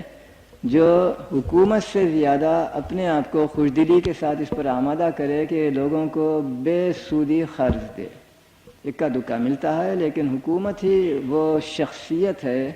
جو سود کا آمدنی کا خیال کیے بغیر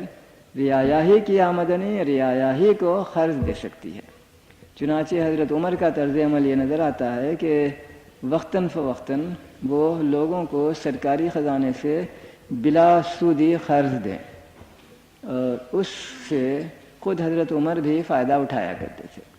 ان کی آمدنی کم تھی، ان کی تنخواہ کم تھی، کبھی کبھی انہیں ضرورتیں پیش آتی تھیں تو وہ سرکاری خزانے سے قرض لیتے تھے. جب ان کا 6 ماہی روزینہ بظاہر ایسا معلوم ہوتا ہے کہ ہر ماہ تنخواہیں نہیں بڑھتی تھیں بلکہ 6 ماہ میں ایک بار، سال میں 2 مرتبہ، تو اپنی اس تنخواہ کے ملنے پر وہ سرکاری رقم کو ادا کر دیا کرتے تھے.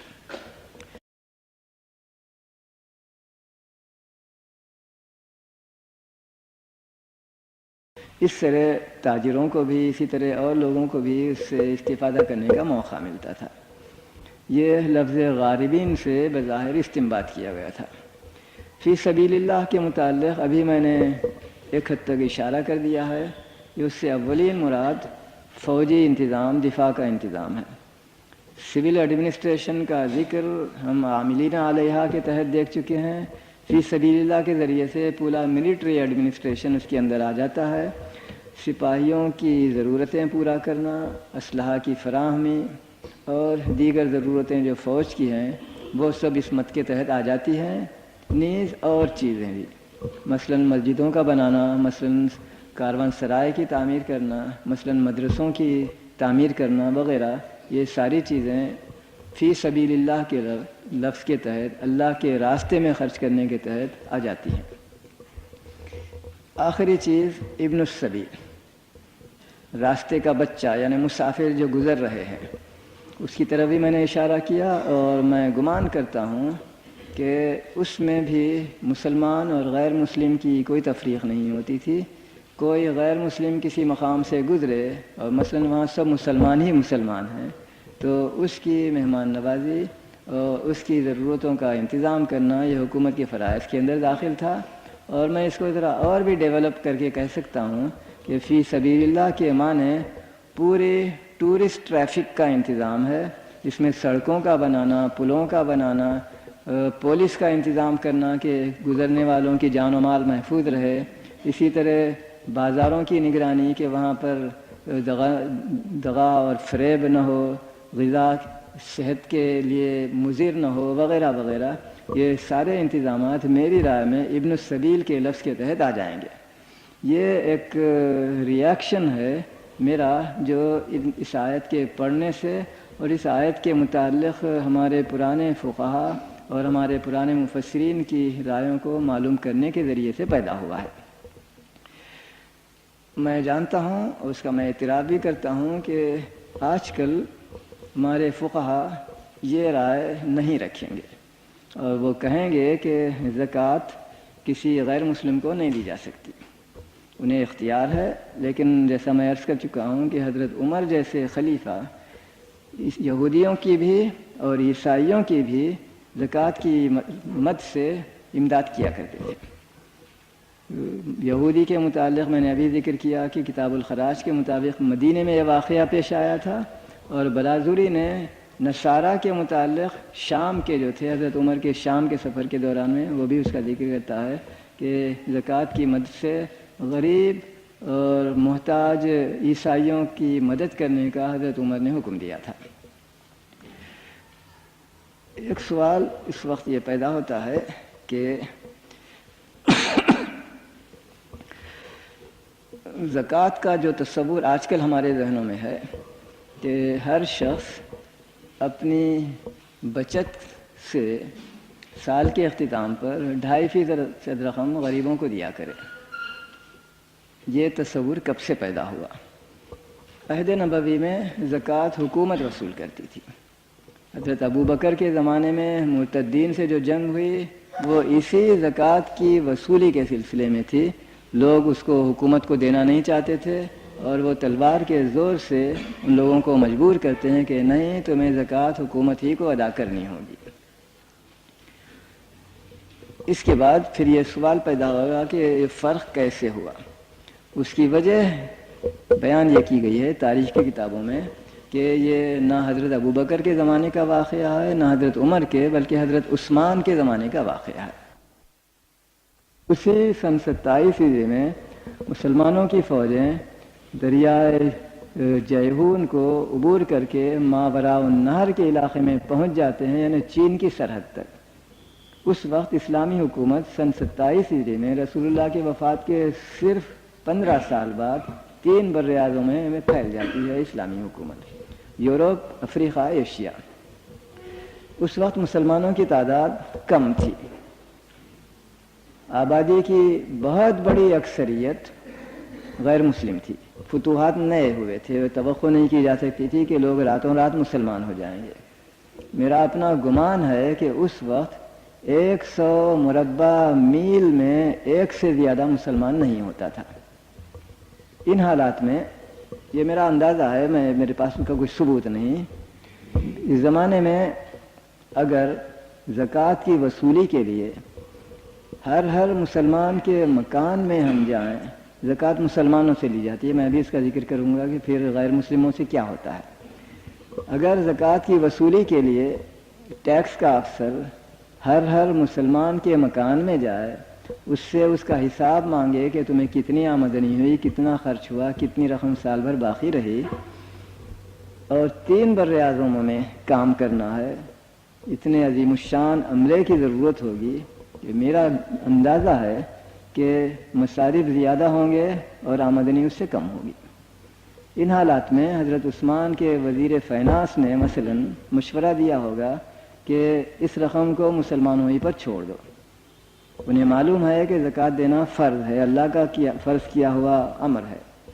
اس لیے ان لوگوں کی ضمیر پر چھوڑ دو، ان سے کہہ دو کہ ہر سال تم زکوٰۃ کی رقم خود ہی قرآنی احکام کے مطابق تقسیم کر لیا کرو، کیونکہ اگر حکومت اس کے انتظام کو بدستور اپنے ہاتھ میں رکھنا چاہتی تو میرا اندازہ یہ ہے کہ آمدنی کم ہوتی اور ٹیکس کلیکٹرز کی تنخواہوں میں اس سے زیادہ خرچ کرنی پڑتی، اسے کوئی عقل مند وزیر فائنانس کبھی قبول نہیں کر سکتا۔ بہرحال ان حالات میں حضرت عثمان کے زمانے سے طے یہ کیا گیا کہ زراعت کی زکوٰۃ، معدنیات کی زکوٰۃ اور فلاں چیزوں کی زکوٰۃ تو بدستور حکومت لیا کرے گی،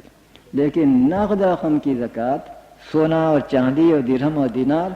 اس کو مسلمان اپنی ہی ذاتی ثوابدید پر اور اپنے ضمیر کے ڈکٹیٹ کے مطابق ہر سال تقسیم کر دیا کریں۔ نتیجہ یہ ہوا ہے کہ اب ہم بھول گئے ہیں کہ زکوٰۃ کے معنی عہد نبوی میں اور خلافت راشدہ کے ابتدائی 2 خلیفوں کے دور میں کیا تھے، اور اب ہم اس کے معنی یہ سمجھتے ہیں کہ ایک طرح کی خیرات ہے جو ہر سال ہم اپنی آمدنی سے، اپنی بچت سے غریبوں کی کرتے ہیں،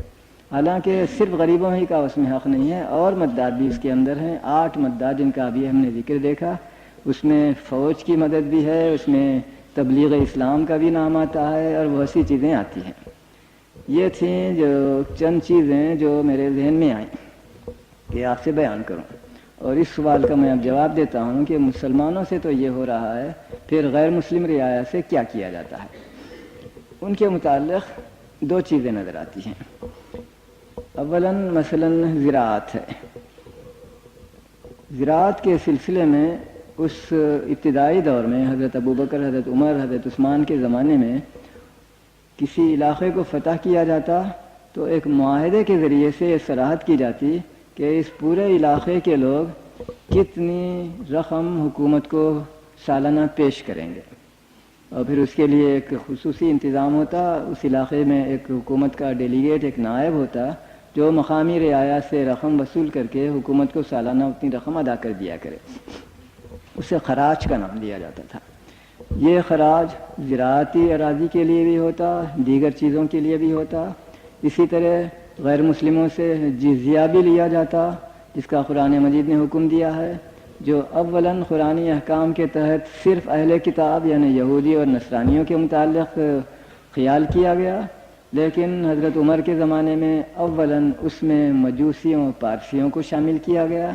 پھر حضرت عثمان کے زمانے میں بربر جو شمالی افریقہ میں رہتے تھے اور جو ایک طرح کے بت پرست تھے، ان کو بھی اس میں شامل کیا گیا، پھر جلدی ہی جب سندھ فتح ہوا تو ہندوستان کے بدھ مت کے لوگوں کو جو وہاں پائے جاتے تھے ان کو بھی اسی زمرے میں شامل کر لیا گیا، وہ بھی جزیہ دینے لگے۔ تو اس طرح غیر مسلم رعایا سے بھی ٹیکس لیے جاتے تھے، اور بعض صورتوں میں وہ مسلمانوں کے ٹیکس سے کسی قدر گراں تر شرح سے۔ مثلا کہتے ہیں کہ تاجر اگر سامان لاتے کسی مقام پر اور وہ مسلمان ہوتے تو ان سے مثلا 2.5% شرح پر چنگی وصول کی جاتی، اگر وہ ذمی ہوتے تو ان سے 5% شرح پر، اور اگر غیر ملکی غیر مسلم ہوتے تو ان سے 10% شرح بدلی ہوئی رہتی۔ اور ایک ذکر کیا گیا ہے حضرت عمر کے زمانے کے متعلق کہ مدینے میں گرانی بڑھنے لگی، انفلیشن ہوا، تو انہوں نے غیر ملکی غیر مسلم تاجروں سے امپورٹ ڈیوٹی بجائے 10% کے گھٹا کر 5% کر دیا، تاکہ سامان کے نرخ میں تخفیف ہو، لوگوں کو گرانی کی جگہ کچھ سہولت مہیا کی جائے۔ تو یہ چند اصول تھے جو مسلمانوں اور غیر مسلموں میں فرق کی صورت میں ہمیں نظر آتی ہے۔ اور ایک سوال یہ پیدا ہوتا ہے کہ جو زکوٰۃ سونے اور چاندی کے متعلق ہے اس کے متعلق کیا فائدہ ہو؟ تو ہمیں صراحت ملتی ہے کہ وہ صرف مسلمانوں پر ہے، غیر مسلموں پر نہیں ہے۔ غیر مسلموں پر زراعت وغیرہ کا کی زکوٰۃ تو لی جاتی ہے ٹیکس اور خراج کے نام سے، لیکن سونے چاندی اور درہم و دینار پر ان سے نہیں لیا جاتا ہے۔ اس کی وجہ جو میری سمجھ میں آئی وہ یہ ہے کہ چونکہ غیر مسلموں کو اسلامی حکومت کے اندر داخلی خود مختاری دے دی گئی تھی، مسلمانوں کے علاوہ جتنی رعایا تھی، یہودی اور نصرانی اور پارسی وغیرہ وغیرہ، ہر ایک کمیونٹی کو ایک انٹرنل اٹانومی تھی، تو ان کے اپنے ایڈمنسٹریشن کے لیے بھی کچھ رقم کی ضرورت ہونی چاہیے۔ لہذا غیر مسلم رعایا کی جو سونے چاندی کی رقم پر زکوٰۃ تھی، میں زکوٰۃ کا لفظ انورٹڈ کامات میں لیتا ہوں، وہ ان کے کمیونل ایڈمنسٹریشن کے لیے مخصوص کر دیا گیا۔ کمیونل ایڈمنسٹریشن ان سے اپنا ٹیکس وصول کرتا اور اس کے ذریعے سے اپنے کمیونل ضروریات کو پورا کرنے کی کوشش کرتا۔ یہ ایک جز ہے میری تقریر کا، دوسرا جز اب باقی رہتا ہے، وہ انشاءاللہ نماز کے بعد میں آپ سے عرض کروں گا۔ وہ تقویم کیلنڈر کے متعلق ہے، اور پھر کچھ تشنگی رہ گئی ہو تو آپ سوالات کے ذریعے سے اس کو پورا کرنے کی کوشش کریں۔ السلام علیکم ورحمۃ اللہ۔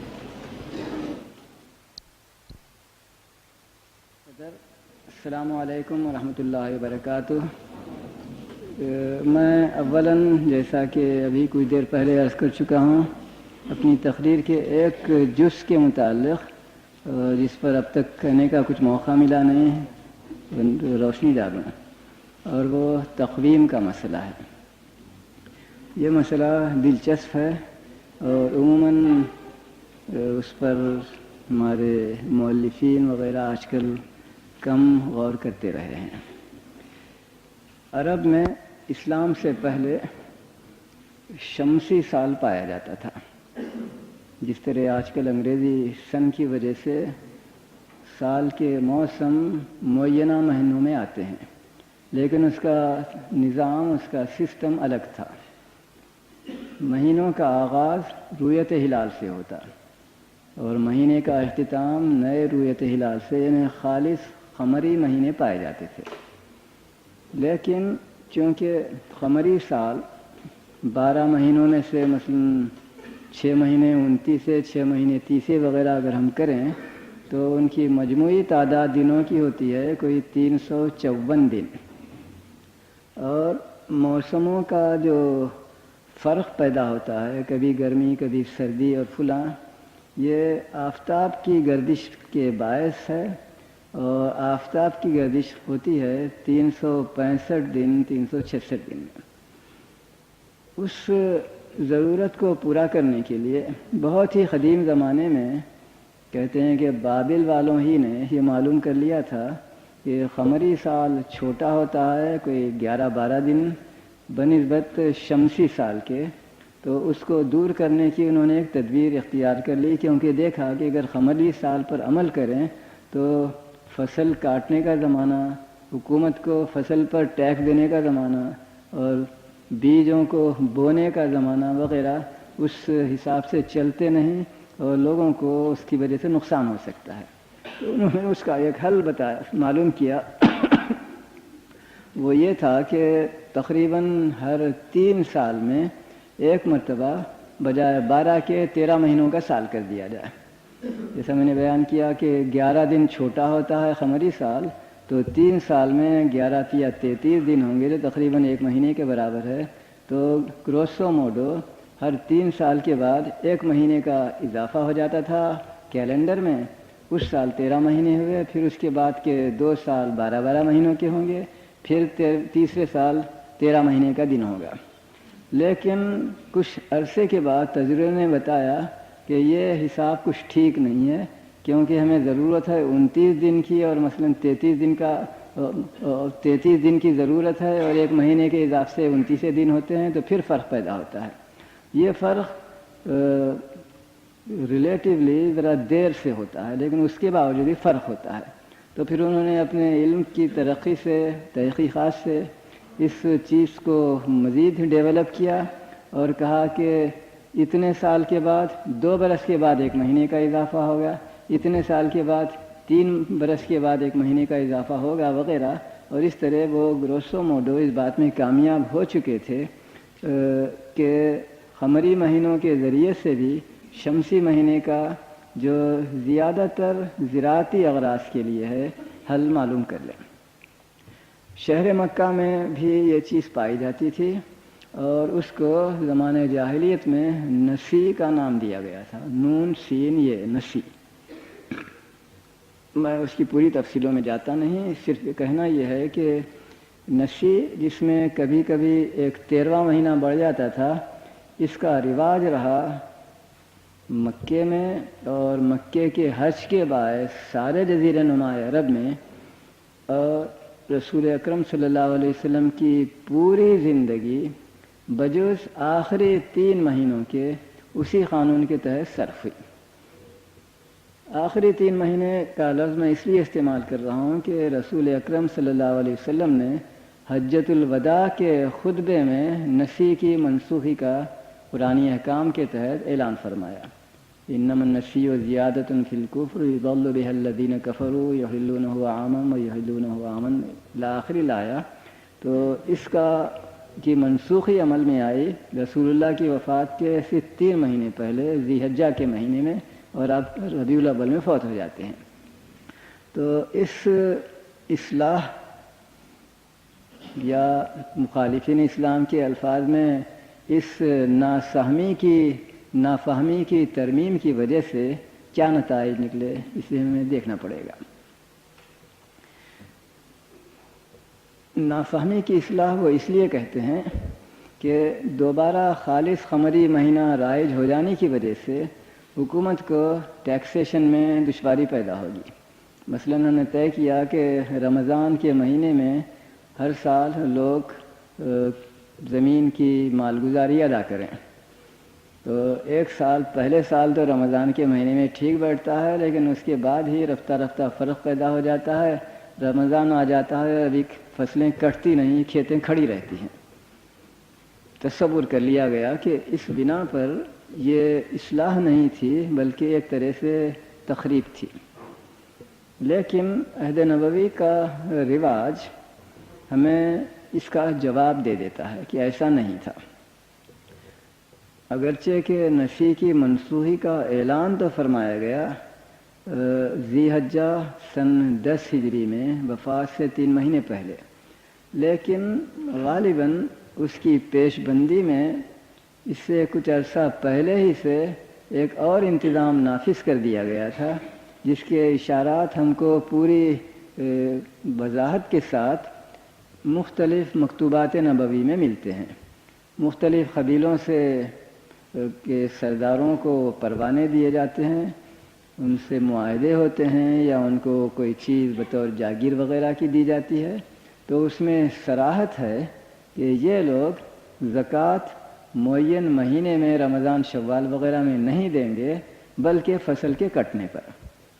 دوسرے الفاظ میں سب سے بڑی دشواری قمری سال میں یہی ہے کہ زراعتی اغراض کے لیے وہ کارآمد نہیں۔ اس کا حل رسول اللہ نے فرما دیا کہ زراعتی اغراض کے لیے لوگ اپنا ٹیکس یا زکوٰۃ یا مالگزاری قمری مہینے کے لحاظ سے نہیں دیں گے، بلکہ فصل کے کٹنے پر۔ لہذا ساری دشواریاں خود بخود ختم ہو جاتی ہیں۔ باقی جو دوسرے ٹیکس ادا کرنے ہوتے ہیں، مثلا تجارت کے، مثلا معدنیات کے، مثلا دیگر، اس میں اس ترمیم کی وجہ سے، اس قانون کی تبدیلی کی وجہ سے، اور شمسی سال کی جگہ قمری سال کو نافذ کرنے کی وجہ سے حکومت کو ایک غیر معمولی فائدہ حاصل ہو گیا۔ ایک مرتبہ جرمنی میں ایک لیکچر دیتے ہوئے میں نے کہا تھا کہ اگر اس مصلحت کو آج روسی اور امریکی وزرائے فائنانس معلوم کریں تو دونوں بھی فصلی ہجری یعنی قمری سن کو اختیار کر لیں گے اور شمسی سن کو دور کر دیں گے. اور اس کی وجہ میں نے یہ بتائی کہ چونکہ قمری سال 11 دن چھوٹا ہوتا ہے شمسی سال سے، اس کے معنی یہ ہیں کہ ہر 30 سال میں شمسی لحاظ سے تو آپ مثلا 30 مرتبہ ٹیکس ادا کریں گے، لیکن قمری حساب سے آپ 31 مرتبہ ٹیکس ادا کریں گے. حکومت کو ہر 30 سال میں ایک مرتبہ ایک زائد سال کے ٹیکسز وصول ہو جاتے ہیں. اور کون سا فائنانس منسٹر ہوگا جو اس مفت کی آمدنی کو قبول نہ کرے؟ غرض تقویم کی اس تبدیلی کی وجہ سے اس میں شک نہیں کہ قانوناً ایک طرح کی ڈی سینٹرلائزیشن پیدا ہو جاتی ہے. بعض چیزوں پر ایک زمانے میں ٹیکس دیں اور بعض چیزوں پر ایک دوسرے زمانے میں. تو یہ کوئی مصیبت کی چیز نہیں تھی، بلکہ حقیقتاً ایک اور نقطہ نظر سے آپ جانچیں تو حکومت کے لیے ایک بھلائی ہی کی چیز تھی. معلوم نہیں آپ لوگوں کو عام طور پر واقفیت ہے یا نہیں، آج کل حکومت کا خزانہ ٹیکس کے آنے کے زمانے سے عین پہلے خالی ہو جاتا ہے، اور اس کو اپنی فوری ضرورتوں، ملازمین کی تنخواہ وغیرہ کے لیے رقم نہیں ہوتی تو وہ ڈیبنچرز کے ذریعے سے قرض لیتی ہے سود پر. اور پھر جب ٹیکس کی وصولی کے باعث خزانہ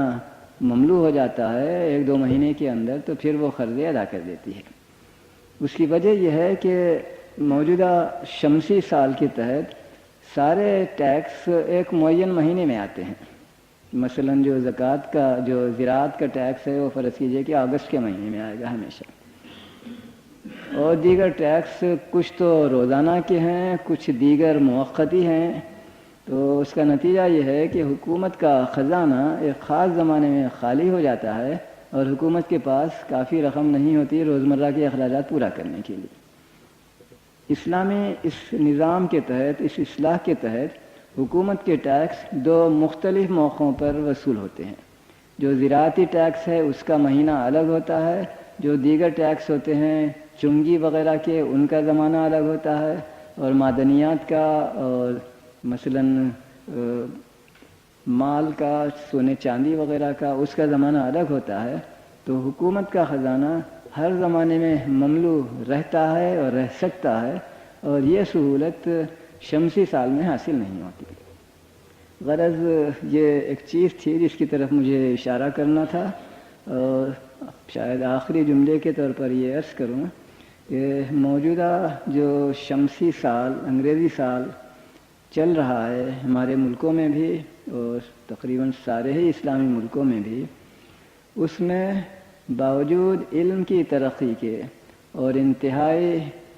بہتر اور دقیق آلات کی ایجاد کے، اب بھی اس میں رفتہ رفتہ فرق ہوتا جا رہا ہے. اور کہتے ہیں کہ 1000 سال کے بعد ایک پورے دن کا فرق پیدا ہو جائے گا. اب بھی ہم دیکھتے ہیں کہ ہر چوتھے سال بجائے فروری کا مہینہ بجائے 28 کے 29 ہوتا ہے، تاکہ اس ہونے والی برائی کو دور کیا جائے. ان تمام احتیاطوں کے باوجود 1000 سال کے عرصے میں ایک دن کا فرق ہو جائے گا. کہتے ہیں کہ عمر خیام نے بھی اپنے زمانے میں ایک سسٹم پیش کیا تھا، اور میں نے اس پر جو مضمون پڑھا اس کی تفصیلوں کو سمجھنے سے تو میں قاصر رہا، لیکن ان کا خلاصہ یہ تھا کہ عمر خیام کے فارمولے کے تحت ایک دن کا فرق پورے 1,00,000 سال کے بعد پیدا ہوگا. وہ ذرا زیادہ کمپلیکیٹڈ ہے بنسبت عیسوی سن کے طریقے کے کہ چوتھے سال فروری کا مہینہ 29 ہو. اس کا سسٹم ذرا زیادہ کمپلیکیٹڈ ہے، لیکن اتنا صحیح ہے کہ پورے 1,00,000 سال میں بھی مشکل سے ایک دن کا فرق پیدا ہوتا ہے. یہ تھی چند چیزیں جو مجھے آپ سے عرض کرنی تھیں. اب میں توجہ کرتا ہوں ان سوالات پر جو آپ نے از راہ عنایت کیے ہیں، اور حتی الامکان ان کے جواب کی کوشش کروں گا. پہلا سوال یہ ہے: والخمس مردود علیکم کے پیش نظر ہم کس طرح کہہ سکتے ہیں کہ رسول اکرم صلی اللہ علیہ وسلم کی گزر اوقات مال غنیمت پر تھی ہونا چاہیے گزر اوقات خیر؟ اس کا جواب یہ ہے کہ الخمس مردود علیکم، یہ اس جز کا ذکر ہے مال غنیمت کے جو حکومت کو آتا ہے۔ مال غنیمت کا 4/5 حصہ سپاہیوں میں تقسیم ہوتا ہے، اور رسول اللہ اگر فوج میں لڑائی میں شریک رہے ہوں تو آپ کا حصہ بھی فوج کے دیے ہوئے سپاہیوں کی طرح سے اس 4/5 سے ملے گا، اور وہ آپ کی ذاتی جائیداد ہوگی، اس پر گزر اوقات میں کوئی عمل مانے نہیں۔ اور خمس جو حکومت کو ملتا ہے، اس کے متعلق بھی رسول اکرم کو بحیثیت صدر حکومت کے کچھ اختیارات دیے گئے ہیں، اور عام زکوٰۃ کے برخلاف مال غنیمت سے حاصل ہونے والی آمدنی کو رسول اللہ اپنے اور اپنے خاندان کے لیے استعمال فرما سکتے ہیں۔ تو اس طرح ان دونوں میں کوئی تضاد نہیں پیدا ہوتا۔ ایک عجیب سا سوال کیا گیا ہے، علماء کو ہدیہ دینا جائز ہے؟ اگر امداد کے طور پر دینا چاہیں براہ کرم وضاحت فرمائیں۔ میرے خیال میں اس سوال کے جواب کی کوئی ضرورت نہیں۔ لوگوں کی طبیعتیں مختلف ہوتی ہیں، اگر مجھے دیا جائے تو میں اسے رد کر دیتا ہوں، چاہے کتنی ہی محبت سے کوئی طالب علم پیش کرے میں اسے رد کر دیتا ہوں۔ کوئی اور عالم اسے قبول کرنا چاہے میں اسے روکتا نہیں۔ عام اصول بطور سفارش کے کہیے بطور تاکید کے حدیث شریف میں آیا ہے کہ استاد کو اپنے شاگردوں سے کوئی چیز نہیں لینی چاہیے، اور ایک سخت لفظ استعمال کیا گیا ہے۔ ایک مرتبہ حضرت ابو الدرداء غالباً آئے، کہہ رہے تھے کہ یا رسول اللہ، مجھے ایک شاگرد نے جسے میں نے قرآن کی تعلیم دی تھی ایک کمان ہدیہ دی، یہ کہہ کر کہ اس سے جہاد فی سبیل اللہ کرو۔ رسول اللہ نے فرمایا کہ یہ کمان آگ کی ہے، جہنم کی ہے، تو دوڑے ہوئے گئے اسے واپس کر دیا۔ تو علماء کو ہدیہ دینا ایک ایسی چیز ہے جو نیت پر مبنی ہوگا۔ اگر آپ کا منشا زکوٰۃ سے بطور خیرات کے اپنے استاد کو دیں، تو اگر وہ مثلاً ہمارے فقہ کی کتابوں کے تحت بنی ہاشم سے ہے اس کے لیے حرام ہوگا۔ اگر وہ غریب ہے لے سکتا ہے، اور اس کے متعلق کوئی خاص چیز بیان کرنے کی میں ضرورت نہیں پاتا۔ اس کے علاوہ اس کے ایک سوال یہ آیا ہے، آپ کے بیان کردہ اصول کے مطابق آج کل مسافروں کو مفت ہوٹل اور کھانا دینا شروع کر دیا جائے تو پھر اس بات کی کیا ضمانت ہوگی کہ بہت سے لوگ مستقل مسافر نہ بن جائیں؟ ایک شہر میں 3 دن رہیں گے، اس کے بعد انہیں جبراً وہاں سے رخصت کر دیا جائے گا۔ اگر کسی کو کثیر رقم قرض دی گئی ہو، غالباً مراد ہے، تو کیا اس پر زکوٰۃ ہوگی جبکہ وہ قرض وہ 3 سال کے لیے دیا ہو؟ جو رقم میں کسی کو قرض دوں اسے زکوٰۃ کی ضرورتوں کے لیے میری جائیداد سے حذف کر دیا جاتا ہے۔ فرض کیجئے کہ میرے پاس 1 لاکھ روپئے تھے اور میں نے مثلاً 90,000 روپئے قرض دے دیے ہیں،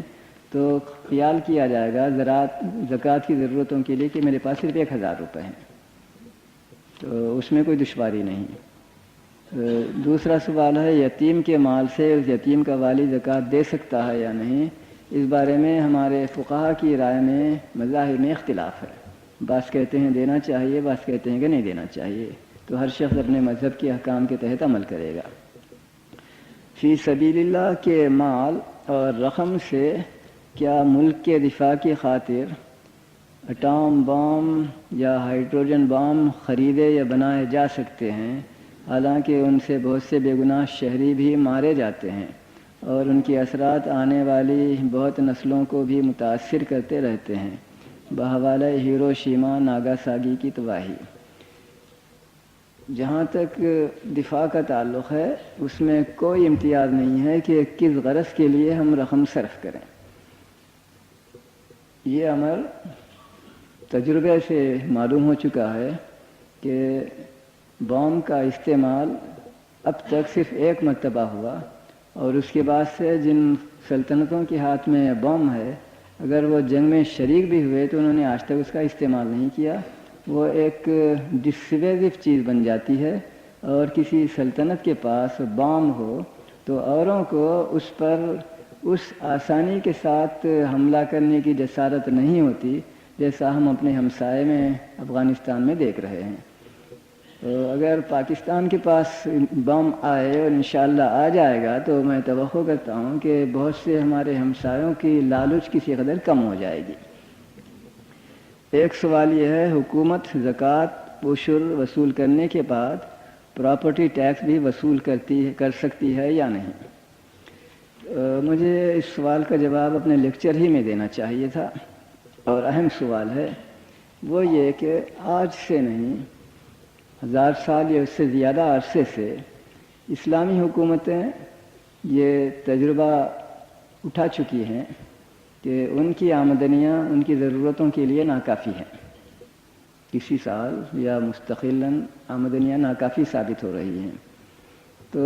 اپنے زمانے کے فقہا کے فتوے سے، اجازت سے کہنا چاہیے کہ اتفاق رائے سے رعایا اور حکومت دونوں کی ضرورتوں کے پیش نظر نئے ٹیکس لگائے گئے، اور ان کو نام دیا گیا نوائب،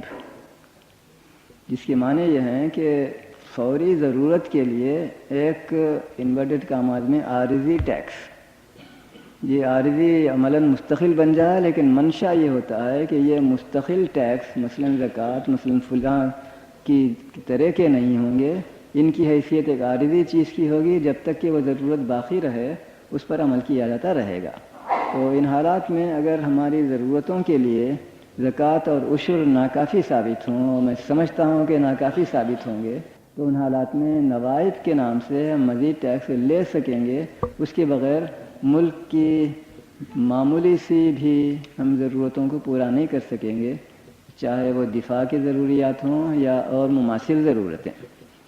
تو مگر اس کا فیصلہ میں نہیں کر سکوں گا، حکومت کی وزارت مالیہ اور حکومت اور پارلیمنٹ کر سکے گی۔ نمبر 2 سوال، کیا آدمی ٹیلی ویژن دیکھ سکتا ہے یا نہیں؟ شرعاً اس کی کیا حیثیت ہے؟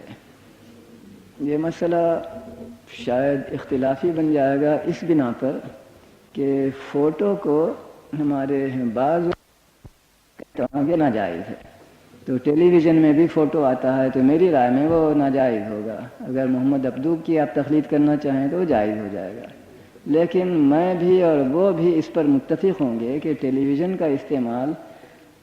فحش اغراض کے لیے اور ایسی چیزوں کے لیے جن کا مقصد تعلیمی نہیں ہے بلکہ تخریبی ہے، نہیں ہونا چاہیے۔ اس کے بعد ایک سوال ہے،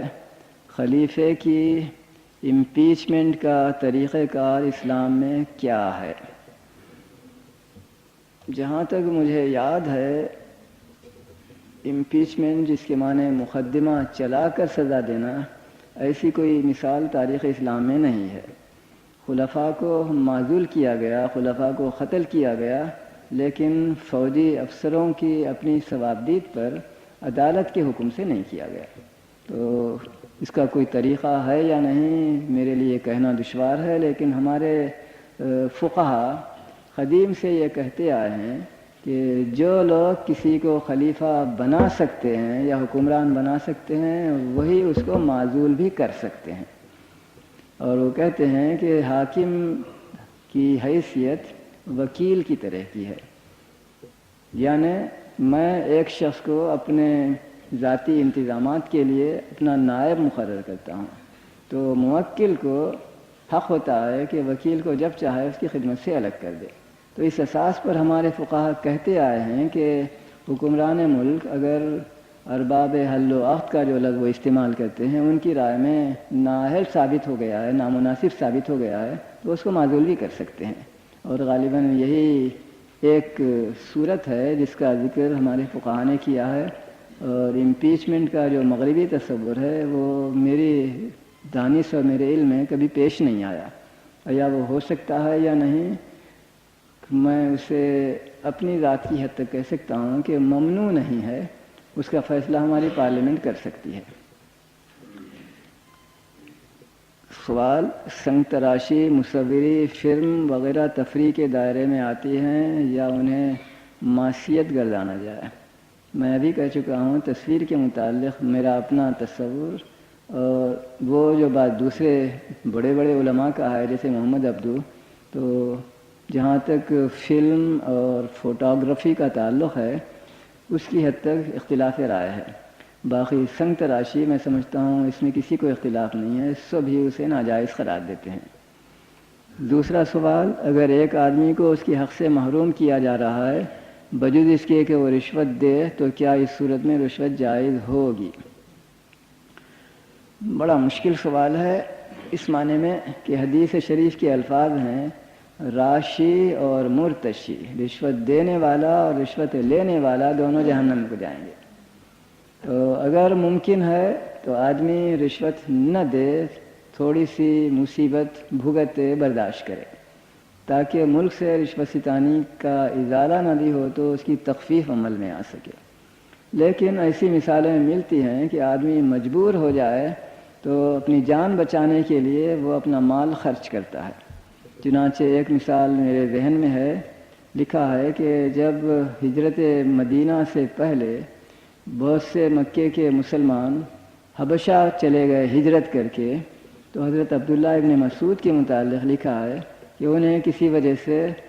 ابیسینیا کی پولیس سے کچھ دشواری پیش آئی اور انہوں نے اس کو 1 دینار یا 5 درہم کچھ اس طرح کے الفاظ ہیں بطور بخشش کے دیا، اور اس طرح ان کی گلو خلاصی ہوئی۔ تو ایک پرانی مثال ہمیں ملتی ہے جب آدمی مجبور ہو جائے۔ اس کے بعد کا سوال ہے حضور صلی اللہ علیہ وسلم کے اہل خاندان کی ذرا وضاحت کر دیجیے، کیا آج کل ہم آل رسول سیدزادوں کو اہل بیت قرار دے سکتے ہیں؟ میری رائے میں دینا پڑے گا۔ اس میں یہ ذکر نہیں ہے کہ صرف رسول اللہ کی زندگی میں جو آپ کی اولاد ہو، بلکہ پورا بنی ہاشم اور بنو المطلب بھی، جس کے معنی وہ لوگ جو بڑے تھے، وہ لوگ جو بچے تھے، سب اس میں داخل ہوں گے، یعنی ان کے بعد آنے والے بچے بھی اس میں شامل ہو جائیں گے۔ میں سمجھتا ہوں اس پر ہمارے علماء کا اتفاق ہے۔ بعض علماء کہتے ہیں کہ اگر کسی زمانے میں اہل بیت کے لیے، سیدزادوں کے لیے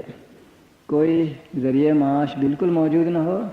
اور حکومت بھی ان کی ضرورتوں کو پورا کرنے سے عمدن یا سہون یا عدم امکان کی وجہ سے غافل ہو، تو ان کو خیرات دے سکتے ہیں، بعض علماء نے لکھا ہے۔ اس کے بعد کا ایک سوال ہے، اسلامی نقطہ نظر سے انسان اپنے جسم کا مالک نہیں ہے بلکہ اللہ تعالیٰ کی ذات ہے۔ کیا اسلامی نقطہ نظر خون، آنکھیں، دیگر اعضاء جسمانی کا عطیہ دینا جائز ہے یا نہیں؟ اسی طرح کسی دوسرے شخص کی آنکھ یا دل وغیرہ لگوانا جائز ہے یا نہیں؟ اس بارے میں آپ کو نہ قرآن میں کوئی ذکر ملے گا، نہ حدیث میں، نہ ہمارے فقہا کی کتابوں میں۔ یہ چیز علم طب کی ایک جدید ترین ترقی ہے جو ہماری آنکھوں کے سامنے ہوئی ہے۔ اس بارے میں ابھی تک جہاں تک مجھے علم ہے کوئی اجماع آرا نہیں ہو سکا، یعنی سارے مسلمان فقہا کی رائے لی نہیں گئی۔ ہمیں معلوم نہیں کہ اور فقہا کی کیا رائے ہے۔ میں اپنی ذاتی رائے عرض کر سکتا ہوں، ممکن ہے اس سے اوروں کو اتفاق ہو، ممکن ہے وہ اسے رد کر دیں،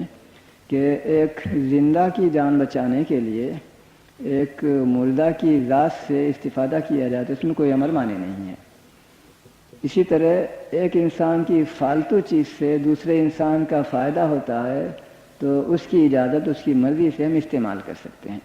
ان حالات میں فرض کیجیے کہ ایک آدمی مر جاتا ہے اور فوراً ہی ہم اس کی آنکھوں کو لے کر جو آج کل کے طبی طریقے ہیں ان کو محفوظ کرتے ہیں، اور پھر ان آنکھوں کو جو مردہ شخص کی ہیں ہم کسی اندھے کے لیے استعمال کر کے اسے بینائی بخشتے ہیں، تو میرے خیال میں ایک زندہ کی جان بچانے کے لیے ایک مردہ کے جسم سے استفادہ کیا جائے وہ اس کے تحت آ جائے گا اور اس میں کوئی امر مانے نہیں ہوگا۔ اسی طرح اگر میں اپنا خون کسی کو دوں تو ایک طرح کی خیرات ہے، اور میں خوشی سے دیتا ہوں تو اس میں کوئی امر مانے نہیں۔ اگر مجھ سے جبراً لیا جائے تو ممکن ہے وہ حقوق انسانی کی خلاف ورزی کے تحت آ جائے، لیکن اگر خوشی سے دیا جائے تو اس میں کوئی امر مانے نہیں ہوتا۔ میری رائے ہے، اس کے متعلق مجھے اصرار نہیں۔ اس کے بعد کا سوال ہے، مسلمانوں سے چنگی کی شرح اور غیر مسلموں سے چنگی کی شرح میں تفاوت بظاہر ظلم لگتا ہے، اگر ہے تو کیوں؟ اگر آپ کی نظر میں ظلم نہیں ہے تو فرما دیں۔ یہ سوال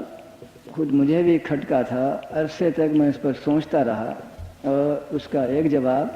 میرے ذہن میں آیا، وہی جواب میں آپ سے عرض کرتا ہوں۔ اس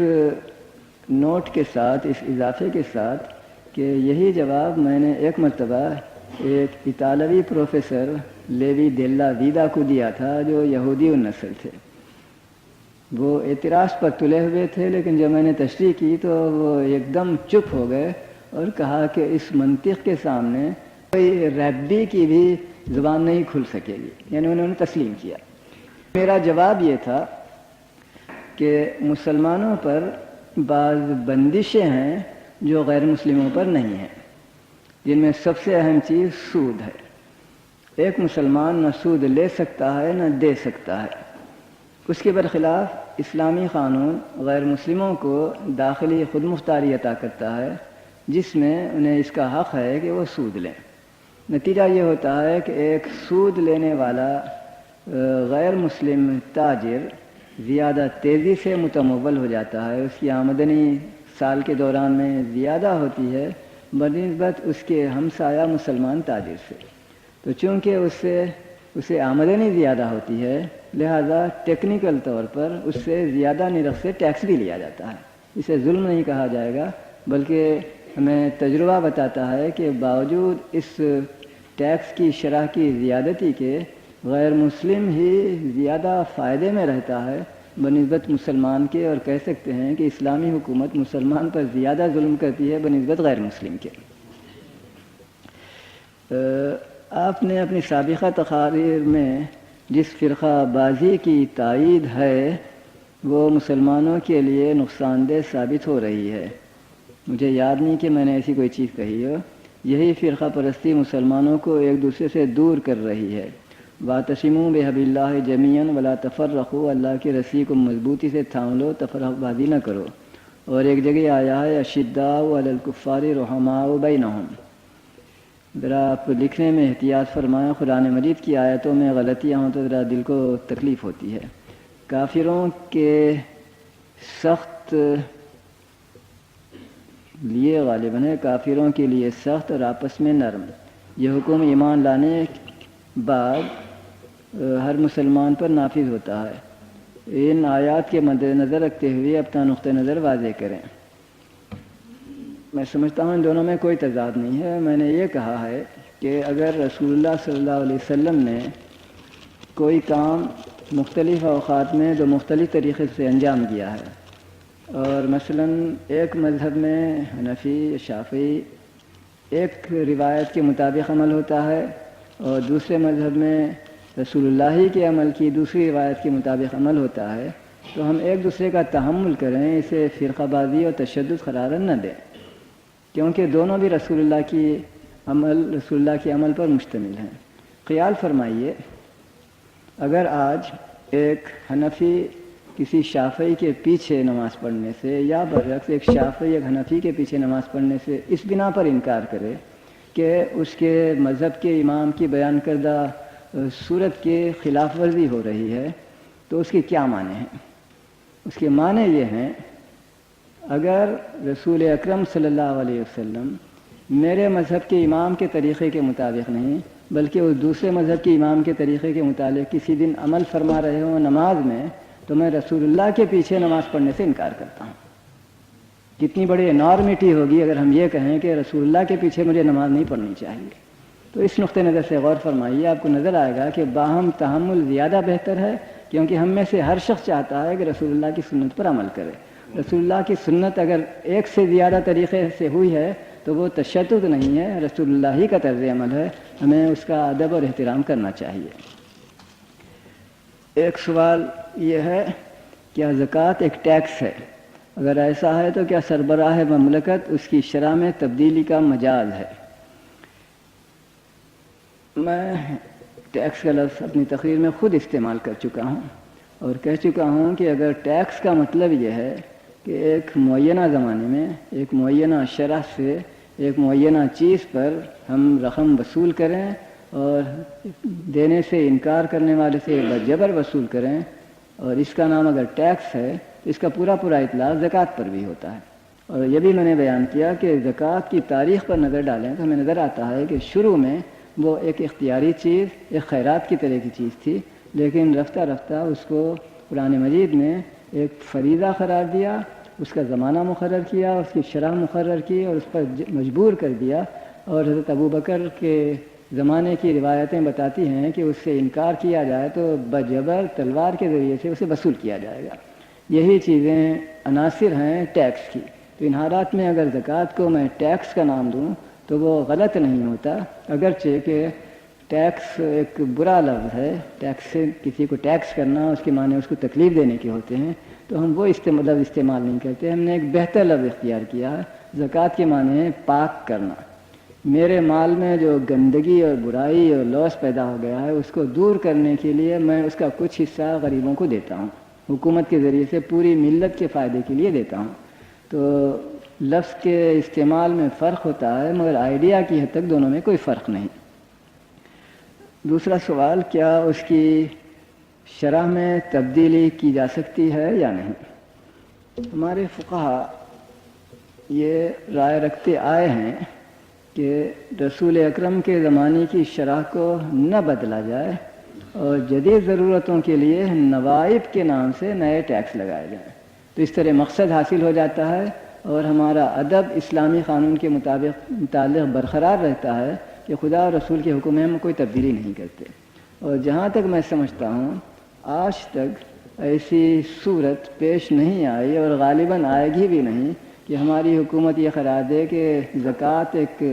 گراں ٹیکس ہے، اس کی اب ضرورت نہیں رہی، اسے کم کیا جائے۔ اس کے برخلاف زکوٰۃ کی آمدنی سے زیادہ ہی ہماری حاجتیں ہوتی ہیں، لہذا نوائب کے نام سے مزید ٹیکس لیے جاتے ہیں۔ صرف ایک چیز کہی جاتی ہے کہ قیامت کے قریب مسلمانوں میں اتنی دولت پیدا ہو جائے گی کہ لوگ غریب کی تلاش کریں گے تاکہ اس کو زکوٰۃ دیں، انہیں کوئی غریب نہیں ملے گا۔ تو ایک پیشین گوئی ہے، ممکن ہے وہ پیش آئے، اس وقت زکوٰۃ دینے کی ضرورت نہیں رہے گی کیونکہ کوئی لینے والا نہیں رہے گا۔ کیا زکوٰۃ کی رقم سے مسجد بن سکتی ہے؟ میرے رائے میں یقیناً، کیونکہ فی سبیل اللہ کے تحت یہ چیز آئے گی۔ اور میں جسارت کر کے عرض کروں گا کہ ایک چیز کے متعلق ہمارے فقہا عام طور پر کہتے ہیں کہ زکوٰۃ کا اس پر خرچ نہیں کیا جا سکتا، وہ مردے کی تجہیز و تکفین کا مسئلہ ہے۔ اور ان کا اصول یہ ہے کہ زکوٰۃ میں کسی شخص کو مالک بنایا جائے، اور چونکہ مردہ مالک نہیں بنتا لہذا مردے کو کفن دینا ممکن نہیں زکوٰۃ کے ذریعے سے۔ اس کا حل میرے ذہن میں یہ آتا ہے کہ زکوٰۃ کے ذریعے سے مردے کو آپ کفن نہ دیجیے، مردے کے کسی قریبی رشتہ دار کو مدد کے طور پر دیجیے کہ اپنے اس رشتہ دار کی کفن دفن کے لیے اس زکوٰۃ کی آمدنی کو استعمال کر سکے۔ تو اس طرح وہ دشواری باقی نہیں رہتی جو ٹیکنیکل طور سے پیدا کی گئی ہے۔ یہ ہو سکتا ہے کہ کسی شخص کی وفات ہو جائے، اس کے قریبی رشتہ دار بالکل مفلس ہوں، تو بغیر کفن کے دفن کرنے کی جگہ بہتر یہی ہے کہ دیگر مسلمان اس کی مدد کریں، چاہے وہ زکوٰۃ کی رقم ہی سے کیوں نہ ہو۔ کیا یہ امر درست ہوگا کہ کوئی شخص ہر فقہی مسلک کی اتباع ایسر الامور کے تحت کرے اور مسائل میں اپنے سامنے اپنی ضرورت کو بھی رکھے؟ میں شخصاً اس کا قائل نہیں۔ پرنسپل یہ ہو کہ ہر آسان چیز کرنی چاہیے، تو آسان ترین چیز یہ ہے کہ کسی قانون پر ہم عمل نہ کریں۔ تو یہ کہنا قرآن اور رسول کے احکام کے تحت کہ فلاں کام تمہیں کرنا چاہیے چاہے تم پر بار گزر رہا ہو، کیونکہ یہ خدا کا حکم ہے، تو اس کی خلاف ورزی محض اس بنا پر کہ ایسر الامور آسانی کی خاطر میں نہیں کرنا چاہتا ہوں، یہ کوئی صحیح اصول نہیں ہوگا، اور اس سے اسلام کی اسپرٹ کی میری دانش میں خلاف ورزی ہوگی۔ آخری سوال یہ ہے، کیا استعمال میں آنے والے سونے چاندی کے زیوروں پر زکوٰۃ ہوگی؟ اس بارے میں پہلے بھی بیان کر چکا ہوں کہ ہمارے علماء یعنی مذاہب میں اس بارے میں اختلاف ہے۔ امام شافعی کہتے ہیں کہ عورت کے استعمال کے زیورات پر زکوٰۃ نہیں ہے، امام ابو حنیفہ فرماتے ہیں کہ نہیں، اسے زکوٰۃ دینی ہوگی۔ تو میں سوائے اس کی کیا کہہ سکتا ہوں کہ ہر شخص اپنے امام، اپنے مذہب کے امام کے احکام پر عمل کرے۔ آخری سوال اس پرچے پر ہے، کتنی نقد رقم پر، شکریہ، کتنی نقد رقم پر زکوٰۃ واجب ہوگی، یعنی کتنی کم سے کم مقدار پر؟ یہ مسئلہ اس طرح پیچیدہ ہو گیا ہے کہ ہمارے فقہا کہتے ہیں عہد نبوی میں 200 درہم پر زکوٰۃ دینی ہوتی تھی، 200 درہم سے کم پر نہیں، اور وہ اس معیار کو برقرار رکھنا چاہتے ہیں۔ تو پرانے درہم کے معنی آج کل کتنے پیسے یا کتنے روپیے کے ہوں گے، بدقسمتی سے اس کا تعین اس بنا پر ناممکن ہو گیا ہے کہ آئے دن ڈی ویلیویشن فلاں وجوہ سے روپیے کی قیمت گھٹتی بڑھتی رہتی ہے۔ تو اس کا جواب میں صرف یہ دے سکتا ہوں کہ اپنے مقامی علماء سے آپ ہر سال دریافت فرماتے رہیں، اور انشاءاللہ وہ آپ کو دھوکہ نہیں دیں گے، آپ کی صحیح رہنمائی کریں گے۔ یہ ایک شخصی خیال کے طور پر میں آپ سے عرض کروں گا، اور مجھے یقین ہے کہ تقریباً سبھی علماء میرے خلاف رائے دیں گے۔ اس کے باوجود میں آپ سے اپنا خیال ظاہر کرتا ہوں۔ کم از کم مقدار رقم کی جس پر زکوٰۃ واجب ہے، اس کے متعلق میری رائے میں سوچنا اولاً یہ چاہیے کہ عہد نبوی میں درہم کی پرچیزنگ پاور کیا تھی، ایک درہم سے کتنا کام پورا ہو سکتا تھا، اور اس کی اساس پر ہم آج دیکھیں کہ ہمارے روپیے سے وہ غرض کتنے روپیوں میں پوری ہوتی ہے۔ چنانچہ تاریخوں میں، سیرت کی کتابوں میں ذکر آتا ہے کہ سن 8 ہجری میں رسول اکرم صلی اللہ علیہ وسلم نے مکہ معظمہ کی فتح کے بعد وہاں حضرت عتاب بن اسید کو گورنر نامزد فرمایا اور انہیں 30 درہم ماہانہ کی تنخواہ مقرر کی۔ گورنر کی تنخواہ ہے، معمولی بھیک منگے فقیر کی تنخواہ نہیں ہے۔ ایک گورنر کے معنی وہ، اس کی بیوی، اس کے بچے، اس کے گھر کے ملازم سب ہی اس 30 درہم میں پلیں گے۔ تو میری رائے میں اس اصول پر بھی ہمیں غور کرنے کی ضرورت ہے، اور اگر اس نہج تفکر پر ہمارے علماء اجماع کریں تو پھر ہم 200 درہم کی جگہ آسانی کے ساتھ ایسی شرح مقرر کر سکیں گے جو انفلیشن کے باعث ہمیں مناسب نظر آئے۔ اگر فرض کیجئے کہ میں 1 درہم کو 1 روپیے کے برابر تصور کر لوں تو 200 روپیے اتنی حقیر رقم ہے آج کل کہ وہ ہم ہمارے ہاں کے چپراسی کو بھی 1 مہینے میں دیں تو وہ قبول نہیں کرتا۔ تو ان حالات میں اس نقطۂ نظر سے بھی شاید ہمیں غور کرنے کی ضرورت ہے، اور میں اپنے ذاتی خیال کے طور پر اس کو عرض کرتا ہوں۔